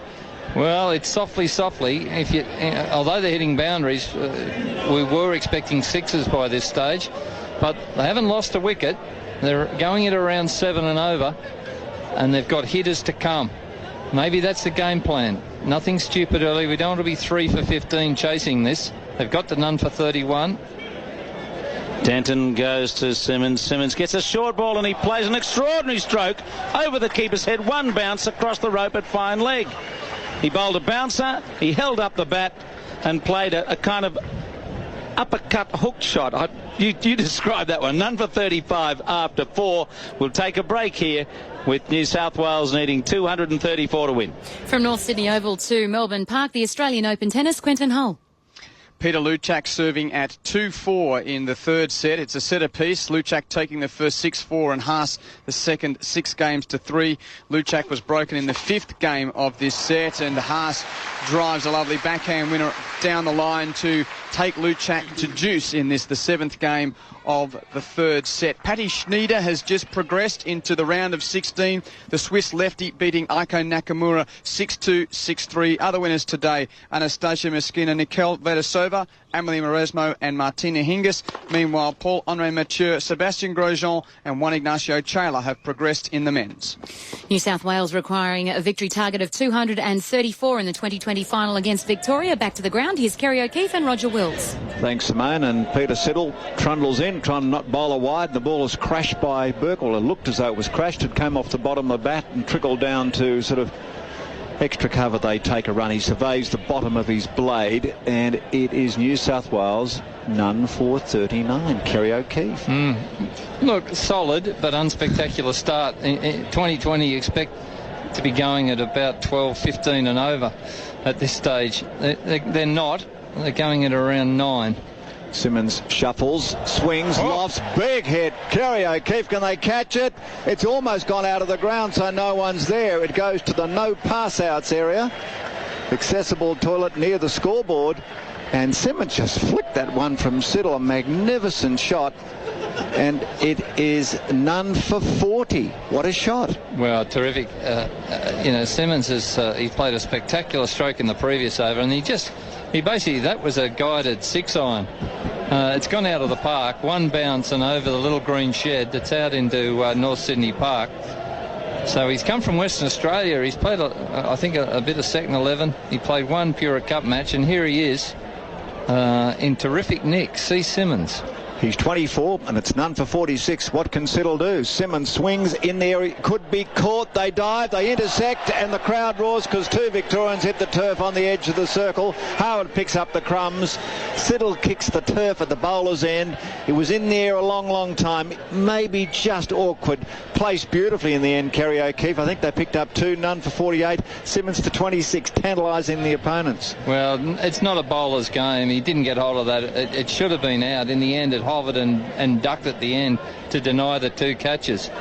Couple of goalkeepers Carrying it away. Siddle to Simmons. High. Has it got the legs for 6? I don't think so. I think it's dropped shut. No, it went over the line. Is there a video? No, there's no third umpire. 6. So Simmons lobs one over the mid-wicket boundary, and the crowd starting to get very excited here. Simmons goes to 32, none for 48 in the 5th over. Well, they may be timing it perfectly, New South Wales. Simmons is just starting to open his shoulders now. That was well hit over deep mid-wicket. He's getting under Siddle. Siddle's just bowling the right length for him at the moment. He's either got to be a little shorter or fuller and flatter. In fact, it's none for 54 as the ball ticked over. Siddle to Simmons, smashes the ball out on the onside. One bounce in favour of Harwood, takes the ball, tries to hit the stumps, doesn't. He would have been run out. They went for the run. Good effort by Harwood, not quite. Simmons will keep the strike. Applause for Craig Simmons. He goes to 32. It's none for 55 after just 5 overs. Victoria made 7 for 233. The Stars with Hodge 106 off 54 balls, and Craig White run out 46 off 16 balls. 7 for 233. For New South Wales, their best bowler was Bird, 4 overs, 3 for 39. Kerry O'Keefe. Well, it doesn't take too long for the run rate to spectacularly rise.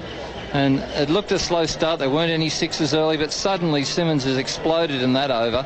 And the run rate is up to 11 runs an over, and they only need just under 12 to win the match. None for 56. Crowd starting to bubble now. They thought maybe it was all over Red Rover. Can the Blues charge back? Denton does that, and it's stuck on the pad of Burke. Gives the strike to Simmons. None for 57. This is the 6th over. Yes, well, it's actually the change of bowler here. It's Harwood's on, Shane Harwood, and he has some wickets in this competition. So S. Harwood, always seen as a good performer for Victoria. He gets people out. Number 2, Stickers. Right arm over. Host umpire tuck up. And Simmons almost falls over as he drives the ball out to covers. Not taken cleanly by White. They're always going to take one. He's a bit annoyed with himself, but he stopped the ball. It was travelling very, very quickly. Simmons to 34. New South Wales a none for 58. This is the 6th over. Good start. Jakes hasn't been missed yet. It's as if the problem is, can Simmons keep going? This time it's to Burke, and he swings, drives the ball along the ground. White will field this one cleanly on the edge of the square, shies at the stumps, just making sure the batsman is aware that he's around, bounces it back to the bowler. None for 58. Burke goes to 16. Simmons is 34. Simmons has to play an innings of real significance here. He's got to start, not the start zone. He's just got to keep hitting boundaries. Harwood to the left-handed Simmons. Swings in the air. That's 4. That's cracking shot. Backward point. Sliced away. A bit like Phil Jakes, that shot. And the fieldsman you thought initially might have a chance, but Moss, it flew away from him. Bounced back off the pickets. And Simmons goes to 38. New South Wales none for 59 in the 6th over. Well, he came over from West Australia hoping to crack first-class cricket in this state. He's highly regarded. He's come through the academy, and he's displaying a lot of talent out here today. Craig Simmons, 38 not out. Harwood trying to mix them around, trying to fox the left-hander. Full toss, bowls him! And look at the stump. It cartwheels towards the keeper, crossweight. They put them in loosely for that spectacular effect, and Simmons is out. Harwood bowls a full toss and smashes the off stump. Simmons out for 38. New South Wales 1 for 63 in the 6th over. Well, full and fast. The big swing from Simmons and the leg pole and the off pole out of the ground. Good delivery from Harwood. He does get people out in most forms of the game, and he's taken the first blow for Victoria here today at North Sydney.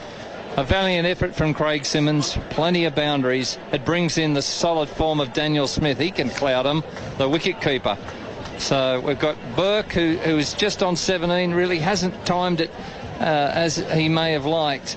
And Daniel Smith, this clean hitter, this right-hander who can clear most grounds. Well, that was the end of the over. Looks like Andrew McDonald, the ginger-haired one, is in the distance, going to bowl for Victoria. So the double change, and it'll be Burke, the opener, the other opener, First ball from McDonald. It's swung in the air. It's chipped. It could be caught. It should be caught by Moss. It is in front of the Ken Irvine scoreboard. So 2 wickets in successive balls. Both openers out. Burke out for 17. New South Wales 2 for 63. And this is the 7th over. Kerry O'Keefe. Yeah, so he didn't quite get it, Jared Burke. He got it on the leading edge more than the middle. It was in the air a long time, but Moss held very well at long on. He's got safe hands.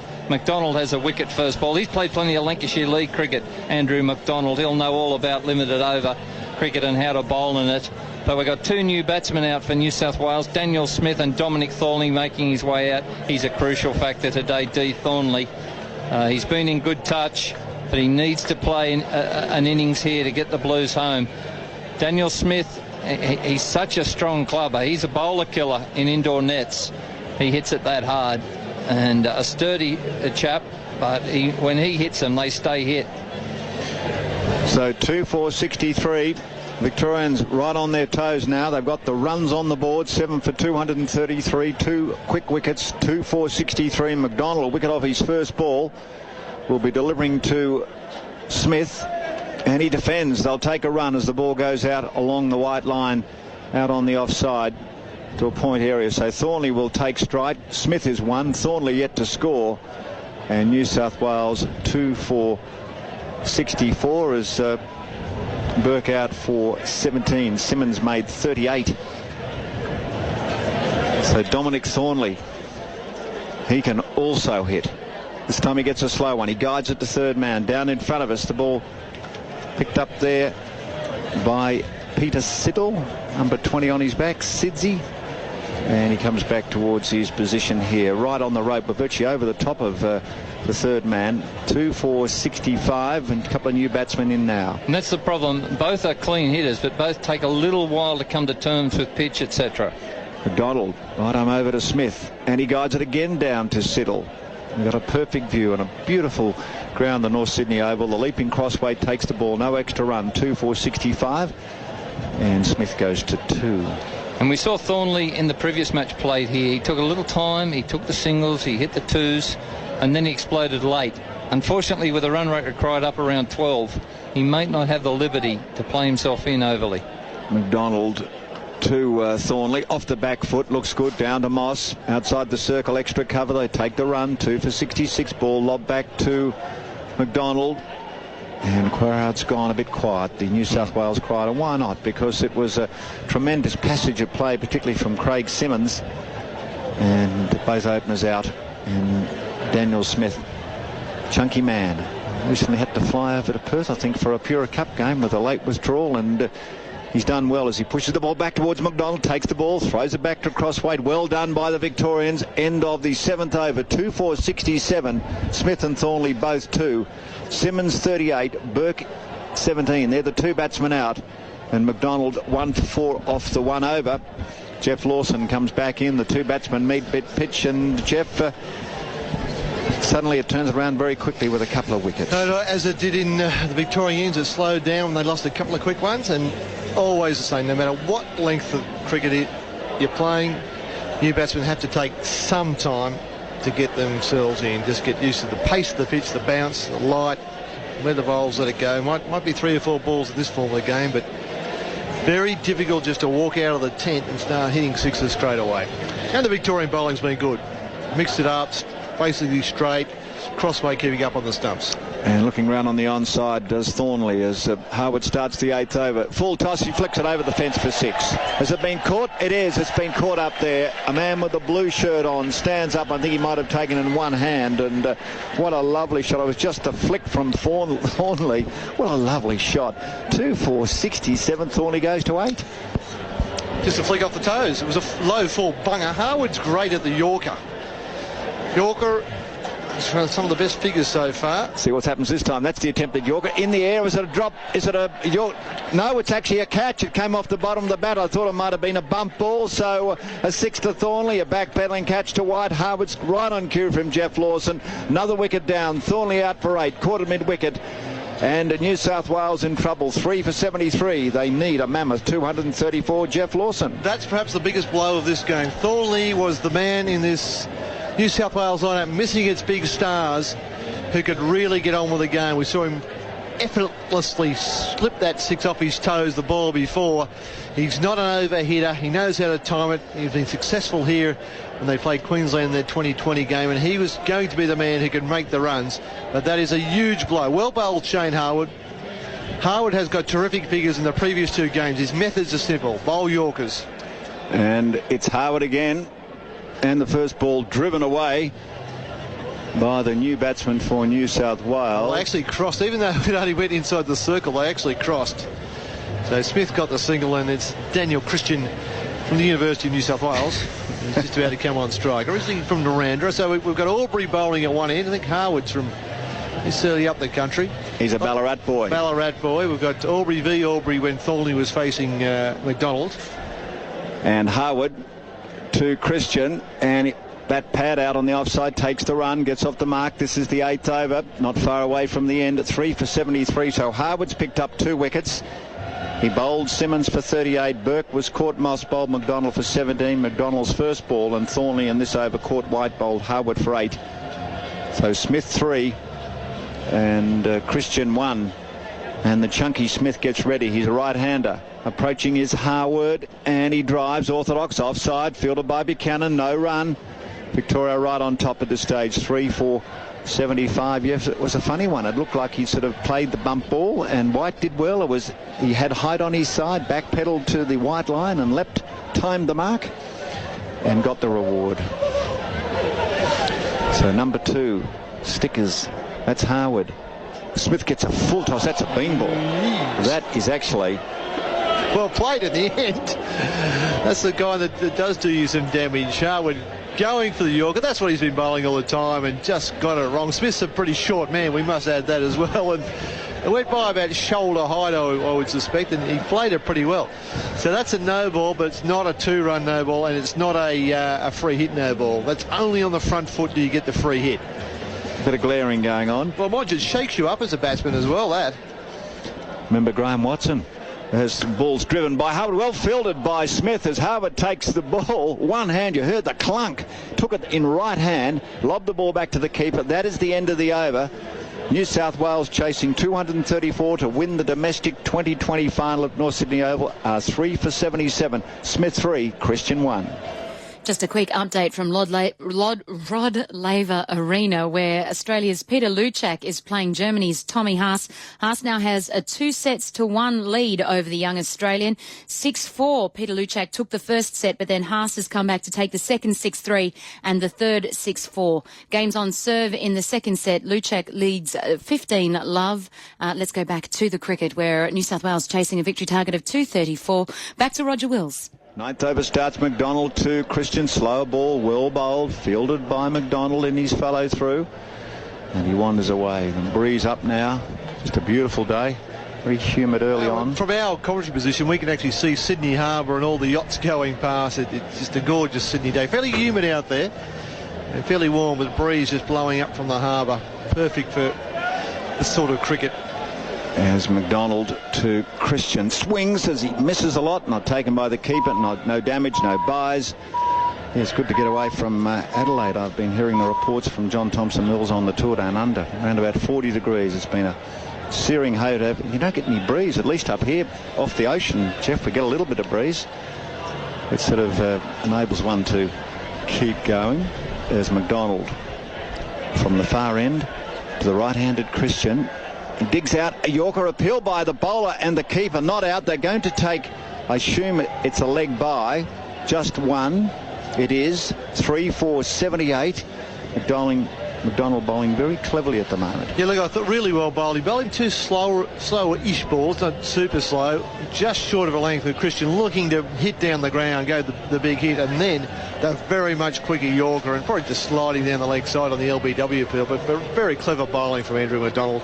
And he's in again, past umpire Fowler, and batsman steps away. Christian, a Yorker, has to dig it out, fielded out there by Buchanan. And with Harwood and McDonald, the methods are so simple. You just bowl Yorkers. Just spear it in, change maybe your line from off stump, even outside off stump to leg stump. So you try and hit that for 6, and you've got 233 on the board. And it's just very good, sensible but simple bowling. McDonald Trundles in. Christian full toss. Hammers the ball down to long on. Should only be one. Fielded in the deep. It is. 3-4-79. That is not the completion of the 9th over. Not far away. As young Siddle down in front of us is warming up. Maybe just getting an exercise. Yeah, they won't save Harwood up. Harwood's had 2. Will they bowl in 2 spells? Will they bring him back at the death? Yes, you're only allowed 4 overs. But remember, that suddenly adjusts to the rules as McDonald as the umpire, and Christian drives. In fact, that's Smith, isn't it, knocking the ball down there. Ball, tumble turn, couple of players. The ball is relayed back, and it's a couple of runs to New South Wales. It's young Christian driving down there for 2. He goes to 3 at the completion of the 9th over. It's 3-for-81. Simmons out for 38, Burke 17, and Thornley 8 after smashing 1-6. So Victoria made 7 for 233. Hodge a magnificent 106 off 54 balls, and White 46 off 16 balls, 6 sixes. In fact, Hodge hit 7 sixes. So 7 for 233, and for New South Wales, Bird 4 overs, 3-4-39. Enrique's 4 overs, 2-4-38. So 3-for-81. This is over number 10. And you were right, Jeff. It's Peter Siddle taking over from Shane Harwood, and Siddle bowling from the broadcast end to Smith, who drives the ball out to cover, fielded inside the circle. 3-for-82. Just a Yorker. It's very obvious what's going to happen here. Yorker. It doesn't matter if the batsman knows it's coming. He's got to play a shot. If the Yorker's straight on middle stump, you want to hit a shot in the air, you've got to back away, give yourself room. You've got to take a lot of risk as a batsman. And Siddle, number 20. Stumped by Tucker and bowled. Yorker. Jeff Lawson, well done. And young Christian is on his way. Bowled for 3, and Victoria very much on top. New South Wales in the 10th over, 4-for-87. Good change by the captain, Siddle. Well bowled, and Christian is out for 3, 4-for-87. After Jeff Lawson to come back in, Jim Maxwell. And it's just really well bowler, and Christian trying to hit across the line to a Yorker. When really you've got to come at the bowl and trying to hit him straight back, either on the ground, straight at him, or over his head. But you can't play across the line to that sort of stuff. And it's no secret Victoria are in this final, because when you look at their bowling figures, Harwood and Siddle in particular, and McDonald have had some really good bowling figures. They've taken wickets, they've had good strike rates, but also they're only going for 6 and 7 over in 2020 cricket. So they've worked in the game. They've kept it simple as seam bowlers. They can get some early wickets here, put New South Wales under pressure, and then when Cameron White comes on with his spin, the batsmen really have to go hard at him. But just some good basic cricket from the Bushrangers. So O'Brien is out there, and he's playing fluently through the offside to the sweeper on the cover boundary, and that's Hussey, and they get a single. 4-for-83. It's a no ball. And a no ball. Front foot no ball. That's 2 plus free hit next ball. 2, 1 off the... So it's a 3. They got scored 1, no ball 2. Yep. I think New South Wales missed a trick there by having 2 right-handers at the crease when they could have had O'Brien in earlier on. Right and left-handers pretty handy. Siddle bowls, and he's getting a Yorker, which he takes to the onside to deep mid-wicket for a single off the free hit. 4-for-86. But the happiest person on the ground is probably that spectator who caught the catch from Thornley. It's worth $1,000 because he was the big bash man. He has done well. Very well. It was a great good celebration. Catch. It was a good catch. It was going pretty rapidly over square leg. Unless he chipped one to mid-wicket next ball. But Siddle bowls, and he's swinging and missing here. Has he got a nick on that? I don't know how it missed the stumps. O'Brien was trying to lather it somewhere out of the ground. He missed it. Maybe it flicked the pad. Must have just about flicked the bail as it went past. 4-for-86. There's a bit of desperation about the batting at the moment. Victoria defending a mighty total. 7 for 233. A lot of teams that win that in 50-over cricket. That score on the board. Thornley was the big wicket, particularly after he just hit that 6. He was the man who could score rapidly. Siddle goes up to O'Brien. O'Brien gets another Yorkerish length delivery, which he's pushing away to deep cover, just keeping it out, opening the face of his bat square, driving for a single. O'Brien 3, 4 for 88. This is the 10th over, though. And Victoria was sailing past 100 at this point. I think they were 112, 111, 112 after the 10th. But Hodge was in spectacular nick. 11 4 7 6s in his 106 from 54 balls. Siddle bowls a full toss, and that's pulled away to the boundary for 4. Was that a no ball? It was. Well, they're getting a bit full here. He's Harwood's was a shocker. That one wasn't, but that was over waist height. Yeah, well, Smith's short. It's going for Yorker. It was about waist high, but Smith's the short wider model, so it's a no ball and a 4. Yet the Harwood one was at shoulder high. There's no question about that. Well, that was close to. That's it. You're off. At 4 for 91 in the 10th. Siddle bowls, and he's hit him inside out down towards long off. He could be caught. He is brilliantly caught out there. A running catch in from the deep, and it's Hussey coming up from the Moreton Bay Fig Trees who's taken the catch to get rid of Smith. It's 5 for 91 at the end of the 10th over. New South Wales in all sorts of trouble in that 2020 final. Let's get an update from the Australian Open tennis. Quentin Hull. Tommy Haas leading the Australian Peter Luchak 2-1. Luchak won the first 6-4. Haas the next 2, 6-3, 6-4. But into the 4th set, Peter Luchak has just held serve in the 3rd game, and it's Luchak 2-1 in the 4th set, but Haas leading 2-1. A short time ago, Dominik Hrbatý, the 12th seed from the Slovak Republic, has beaten Igor Andreev in 5 sets. That was a match on Margaret Court Arena, Simone, which started before the extreme heat policy was in vogue, so hence they had to continue playing almost 3.5 hours on court, but the bionic man from Bratislava got through 6-4 in the 5th. But here on Rod Laver Arena, the Aussie down 2-1. Haas about to serve 1-2, 4th set. Back to North Sydney Oval now. New South Wales 5 for 91 after 10. Here's Jeff Lawson and Jim Maxwell. And Macca, that's Andrew McDonald, is running in from the city end, and he's bowling a ball that's driven here by Stephen Phillips, the new batsman, a right-hander down towards long off for a single. 5 for 92 starting the 11th over, and they're climbing a mountain that just gets taller, higher in the sky here. 230 for the target. And New South Wales losing wickets of Simmons 38, Burke 17, Thornley 8, Christian 3, and Smith out in this over. I'm not sure how many he got, but he'll get up on the board eventually. They've got the luxury. Cameron White doesn't have to bowl. He's got Jonathan Moss, a very handy medium pacer to come, so they don't have to go to spin at any stage here. Around the wicket, medium pace McDonald. Forward goes O'Brien to the slower ball, just tickles it around the corner to Siddle. 5 for 93 in the 11th, and O'Brien is 3 and Phillips 1. So who can give it the big bang here? Thornley was the man, but he couldn't go on with it after hitting a 6. Yeah, well, Steve Phillips is certainly a player who can get on with it. He's quite diminutive in stature. He's not exactly a big 6-hitter, but he certainly hits the ball hard.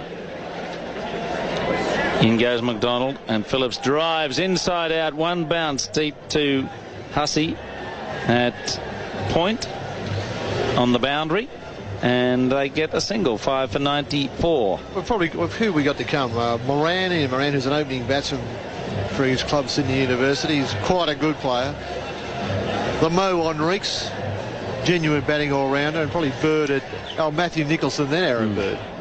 Around the wicket, McDonald in, and a drive is another good stroke. All along the ground for only a single, though, for O'Brien as he finds Liam Buchanan down at long on. So New South Wales, no surprise, just struggling a little to keep up with the required tempo here, despite the fact that this is a small, fast-scoring ground. You've still got to hit your percentage of 4s and 6s when you're chasing a score of this magnitude.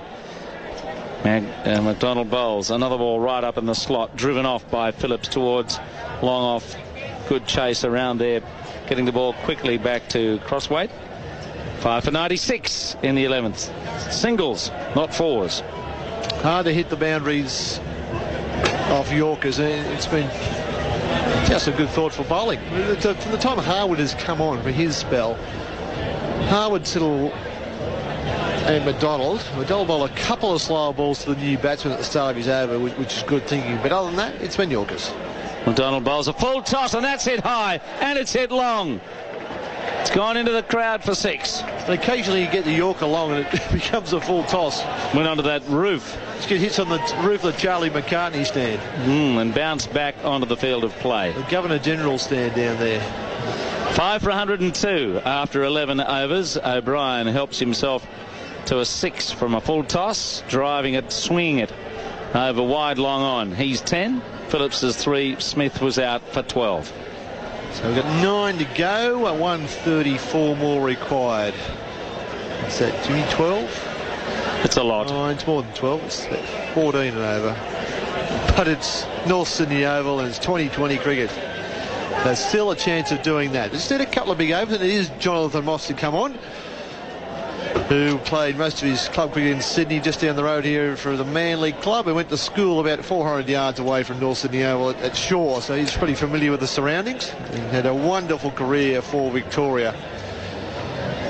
Genuine all-rounder. Over the batting, Miles, good seam. Now Moss goes up and bowls the ball. It's hit in here. That's gone a long way. That's out in the street. Out into Miller Street, over backward square. Great little drop kick shot there from Phillips. I hope your car isn't parked out there, because that hit a car, I reckon. No, I'm not out there. I lifted it home. Got a lift. Good thinking. Yeah, but it could have donged somebody or some vehicle. It was beautifully struck, cleared the boundary and went over the roof of the O'Reilly stand out into the street. 5 for 106. Welcome to the bowling crease. Wasn't that superbly picked up by Stephen Phillips? They got another ball out there as he bowls and is pushed away for a single down towards mid-wicket, mid-on. 5 for 107 in the 12th. I think we're about our 4th Aspro for this innings, aren't we? That bloke's been busy. He looks like someone out of that Elliot Ness show, or Al Capone in the 30s, the way he hustles out onto the ground with his hat on and produces this box. You think a lot of guns are in there as Moss bowls and is driven the way to cover for another single to Cameron White at 5 for 108. It looks a bit like a violin case he carries out there. I thought the umpires just have a couple in their pockets. Wouldn't you think that'd be the go in this sort of cricket, particularly this ground where you can hit it out from the ground here down the street, not ever see the ball again. Both umps have 2 in their pockets. That should last the innings. Here comes Moss, driven away to the onside for a single. Well, they should give one to each of the ball girls. As soon as it's knocked over there, they just throw one out in the field. That'd be easier, wouldn't it? Or have a little a person hole on the ground out there where you put them in. If you know what I mean. Well, I think there is probably a person hole out there. But yeah. Anyway, it employs somebody. But it's a fact of life on this ground. Because it's so small and intimate, the game does tend to move a bit faster than on bigger grounds. And Moss bowls the ball is driven away again by O'Brien. They've gone 6 and then a lot of singles in this over. And there's still 1 to come. So 6 and 4 singles. The scoreboard. 10, as I say, 10 off 5 balls. New South Wales would love a 4 or a 6 here. Then 6 makes it a good over for them. Moss is probably thinking Yorker. Last ball of the over. Moss bowls and Phillips drives him away to deepish mid-off for 1. They're going back for a second. They throw flat to the bowler's end and they get home. And a good over for New South Wales. They picked up 12, but they need more than that an over to win. They're 5 for 112 after 12, chasing 234 to win. Australia's Peter Luchak fighting hard at the Australian Open tennis with an update. Quentin Hull. Yes, Simone, he's down 2 sets to 1 to Germany's Tommy Haas and currently serving the 5th game of the 4th set. It's 2-all. Haas getting close. He was love 30 in this Luchak service game, but Luchak doing well to now hold a game point at 2-all. There's only one other match being played at the moment because of the extreme heat policy. That's under the roof at Vodafone Arena. Germany's Nick Kiefer leads Juan Carlos Ferrero with a break 4-2. So Luchak just trying to put this game away here. Well, he's put it back and into the net. So the game continues, the 5th game of the 4th set. Simone, it's Luchak 2-all, Haas leading 2 sets to 1. Back to the New South Wales run chase. They require 234 for victory in the 2020 final at North Sydney Oval. Jeff Lawson and Jim Maxwell. Cameron White's coming on, and he bowls, and a hit to backward square from the left-handed O'Brien gets a single out to Hussey. 5 for 113. Well, when he came on the other day at Lismore, New South Wales were rolling along, and I think he took 4 for 9. Can he do something like that here? Well, will he be dispatched? Well, the first ball was about 120k an hour, I think. The quickest ball I've ever seen a leg spinner bowl. He won't be throwing it up. He'll be bowling flat, quick.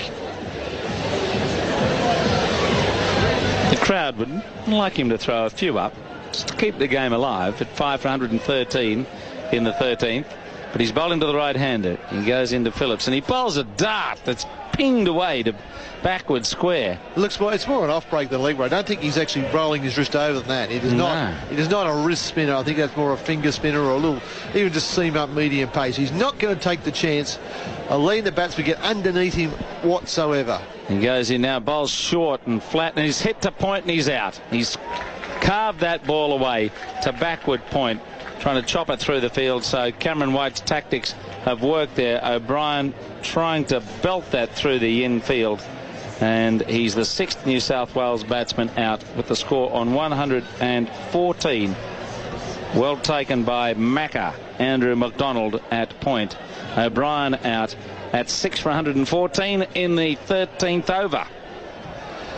And they just brought the field up there. They had 2 backward points, you know, and really White is just bowling medium pace at the moment, and O'Brien just slapped it.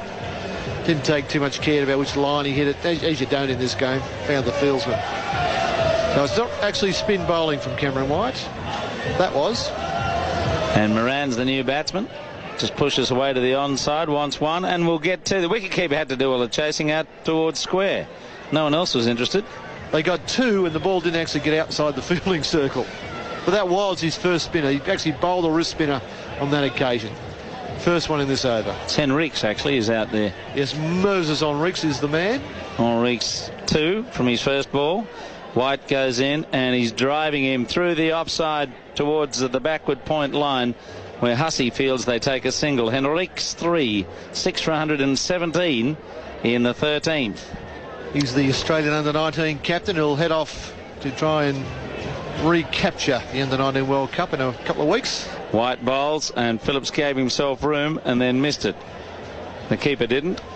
Luckily it missed the stump. 6 for 117 off 13 overs, and the Henriques fan club is sitting down there, all with white hats with a black band on them.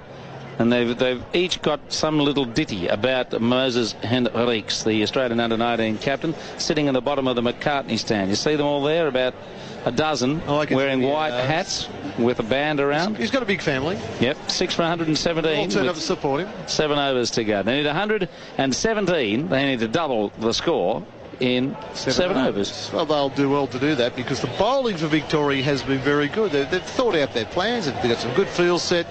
Bowlers are mostly delivering their Yorkers. It's been hard to score. Hard to score. Well, we need 16 and over now. Moss runs in and bowls a ball. It's tugged away hard to backward square for 4 runs by Moses Henriques. Good stroke there. Takes him along to 7.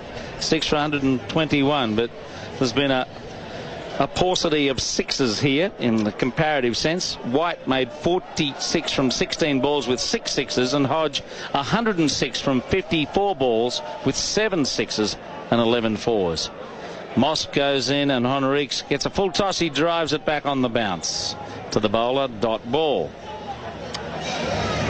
Went for the Yorker, was a shin high full toss, but Henriques was trying to hit it on the ground, just mistimed it instead of trying to whack it across the line for 6.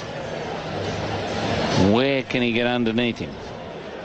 They need 6s, plenty of them now, certainly 4s. Moss bowls, and he drives that hard and straight down the ground. It's running away towards the line, but it will be cut off out in the deep by Macca. McDonald coming around.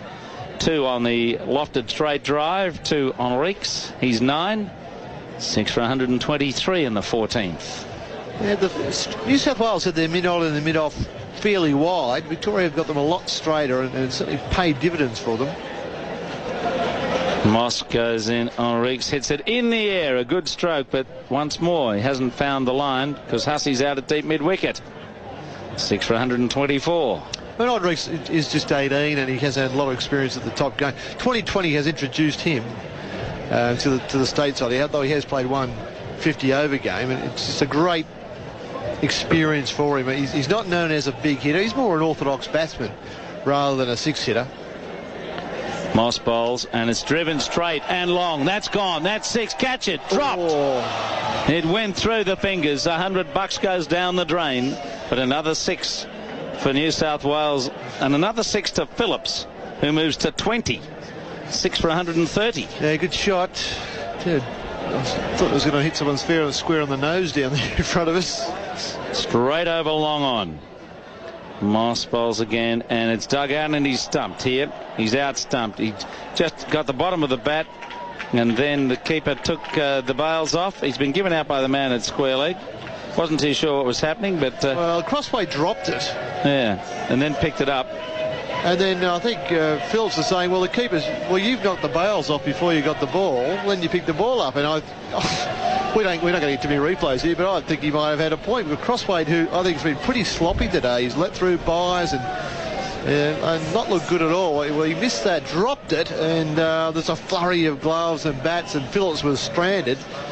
But it may have been that the bails were knocked off first, and then the ball was running loose, and then Crossway picked the ball up. So the umpire didn't have a good look at that, and Phillips wasn't all that happy to go. There's no referrals here. They do have a sort of 2-camera coverage that obviously they're doing for news purposes, and it's been put up on a screen which is for the Moonlight Cinema here, and there's no replay in evidence. There was certainly a fumble and a drop. Anyway, he's been given out stumped.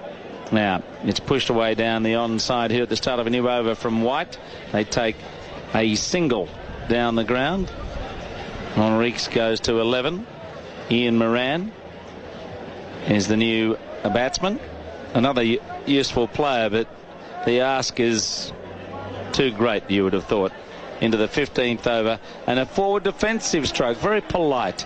And it was a wrist spinner too. It was there. It was slower and higher in trajectory and slower through the air, and they're the kind of ones you have to try and hit for 6 now.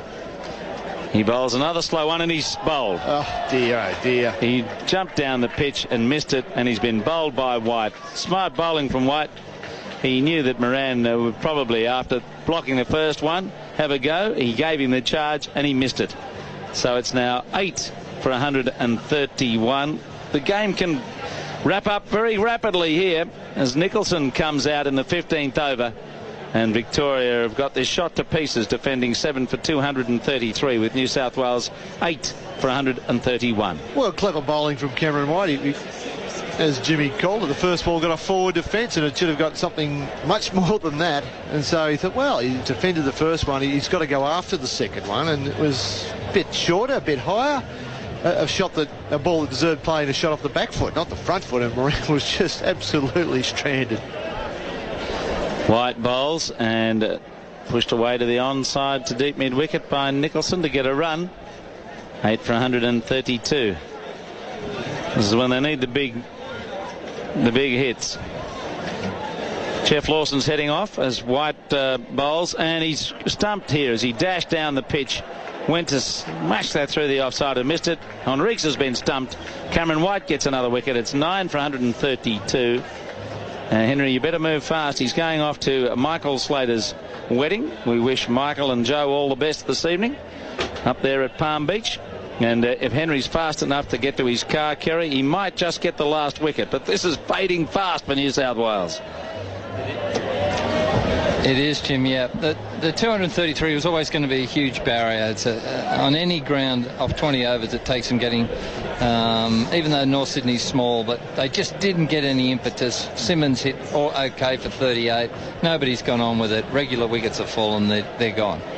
White tosses right up, and it's played calmly down towards long on there by Bird for a single. Bird and Nicholson, but the Bird has flown a long time ago for New South Wales on the back of Hodges' 106 and White's 46. New South Wales have 5 overs left, and they have to score 101. Here's Kerry, and then Roger will come in for the last gasp. Cameron White has handled this pretty well. He's used his faster bowlers judiciously. He's brought himself on, bowling quick top spinners. He's slowed the pace occasionally, and he's got 3 wickets for 7 off 2 overs, so that's a pretty good return for the skipper. But his quicker men have set it up. The chase at just under 12 and over are always going to be too tough for an inexperienced New South Wales team, and Victoria look like, unless a miracle happens, they're going to be the 2020 champions this year, Roger. Yes, Kerry, early finish, 4:30 Sydney time at the moment, and Jared Denton, number 10, is bowling from the commentary end, and struck on the pad. There's an appeal to umpire Tucker. Pleading ball comes in, no run out. There's an overthrow, so we'll just wait on the scoreboard to tick over. They should tick over a couple.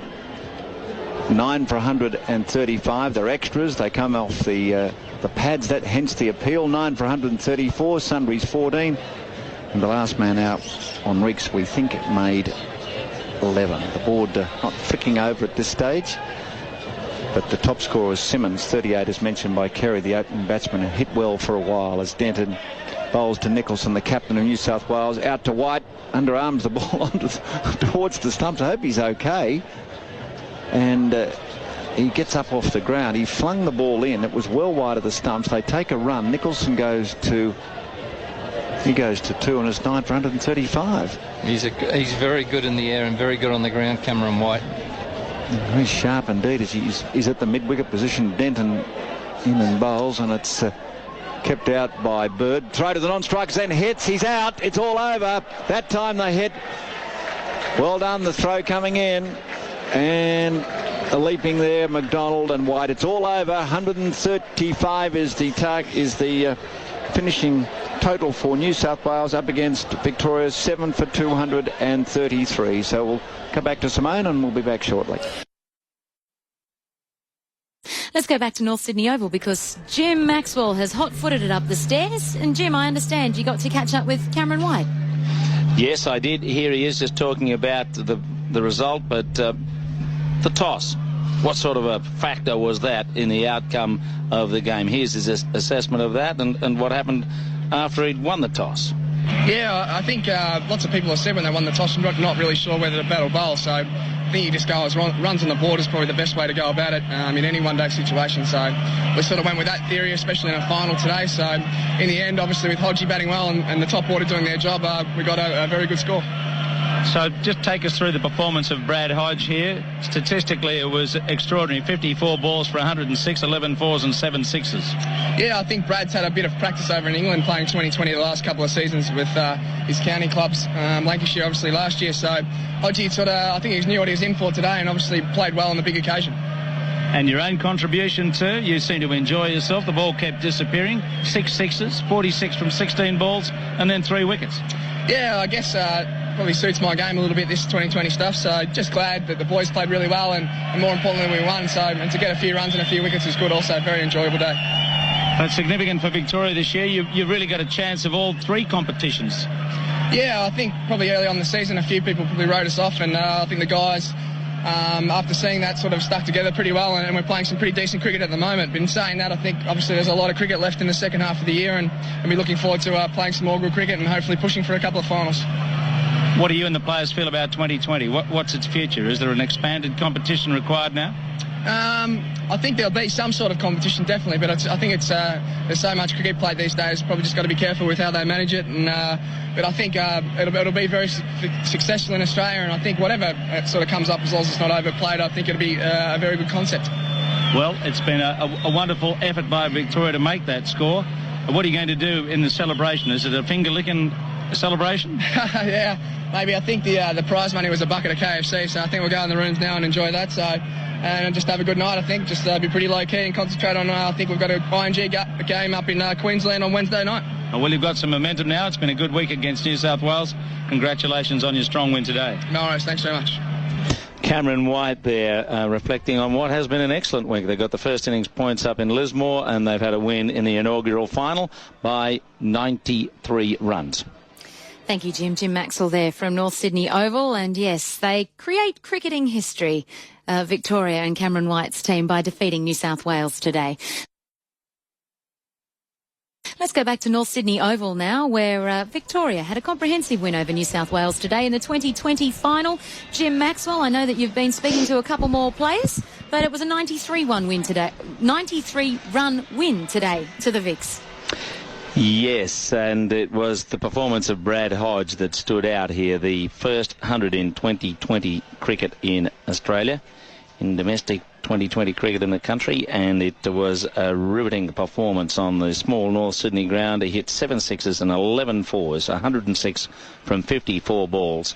There were lots of sixes. Cameron White hit 6 in making 46 from just 16 balls, and they racked up 7 for 233, which a New South Wales batting lineup that had a little quality, but not quite the talent of the front 11 without Phil Jakes in particular. Even though his replacement Craig Simmons top scored with 38, they could not get anywhere near that total. In the end, they fell over rather quickly for 140. That seems to be the nature of these matches once it goes against you.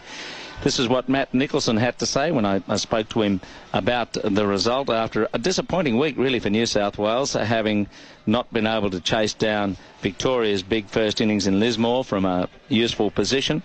Their innings declined, and they've just appeared to have lost some of the energy they had in their game in the earlier part of the season. Anyway, here's Matt Nicholson reflecting on the performance in the final. Matt, bad luck, I suppose, today. I mean, they put on an extraordinary score. 233 was always going to be a lot to chase. How do you read the form for these matches? And is the toss a factor at all? I'm not sure the toss is a factor. I think we probably would have bowled anyway. Not really sure what a good score is on this ground. So probably thought 220 is about the upper limits of what was chaseable, batting second. But yeah, Hodge just batted beautifully. He's had some experience in England playing these games, and he probably didn't slog a lot. He probably played some good cricket shots and hit the ball hard into the gaps, and very hard to contain on this ground. Was your depth a little tested today? I mean, Phil Jakes was out and quite a few other players, of course, but Jakes would have been a pretty big loss for a run chase like that. Yeah, certainly. In saying that, his replacement, Craig Simmons, was our best player with the bat. But, yeah, I guess so. I mean, we've had a few guys in from grade cricket, and we've given them the experience of playing in a tournament such as this, and hopefully we'll see some benefits from that down the track. But yeah, I mean, we've got a few guys out, probably notably with the bat Jakeson had, and probably hurts us a lot in this sort of format. As a bowler, do you like 2020? Oh, it's a bit of fun. You bowl your 3 or 4 overs and you go home, you know. If I was going to play this format, I could play till I'm 45. So, you're expected to get whacked around. You get a few wickets. I guess there's a few subtleties to it as well. I quite enjoy it. I think most of the bowlers enjoy it, and you don't pull up sore the next day. So, yeah, I mean, I think the concept's been a success. Well, you've had 10,000 and probably 8,000 here today. So what is the future of it? How many games should be played during the season? I think as a player, I think in the state side of things, I think what we've done this year is just about right. 2 or 3 warm-up games and then a final seems about right to me. I'd hate to see it overdone and become stale. You see the crowds come here today and enjoyed it again, and yeah, it seems to be just about right. Particularly, we want to focus on the 50-over game and the 4-day game. So, it seems to be just about right the way it is. All right, and New South Wales haven't had their best week of the competition. It looks as though they've just lost a bit of momentum. How do you read it? Yeah, that's exactly right, Jim. Our momentum is stalling a little bit at the moment, and I guess it's up to us as individuals to go back. And as you said earlier, our depth is being tested. Bowling ranks, we've lost Clark and Bracken, who are our regular bowlers, and our batting, obviously Jakes and the likes of Kadich and Clark not around, and there's a few young players coming in. We all need to go back and reassess where we're at the moment, and the senior players need to lift, and the young players need to lift again, and just not expect it to happen, because that's what's happened previously when we've had our experienced players. So yeah, hopefully we can. We're not down and out. We're still on top of two of the competitions, so that's the way we're looking at it. And that's Matt Nicholson there, talking about the loss that New South Wales had today. So they've got a little bit of picking up to do, having started the season so well. But it was Victoria's day, Brad Hodge in particular, and he's finger-licking something at the moment, probably the trophy. I don't think there's any other prize money other than for the man of the match. So that's another aspect of this competition they may have to look to in the future, because the winning team should get some lolly, if not something to nibble on at the end of the day.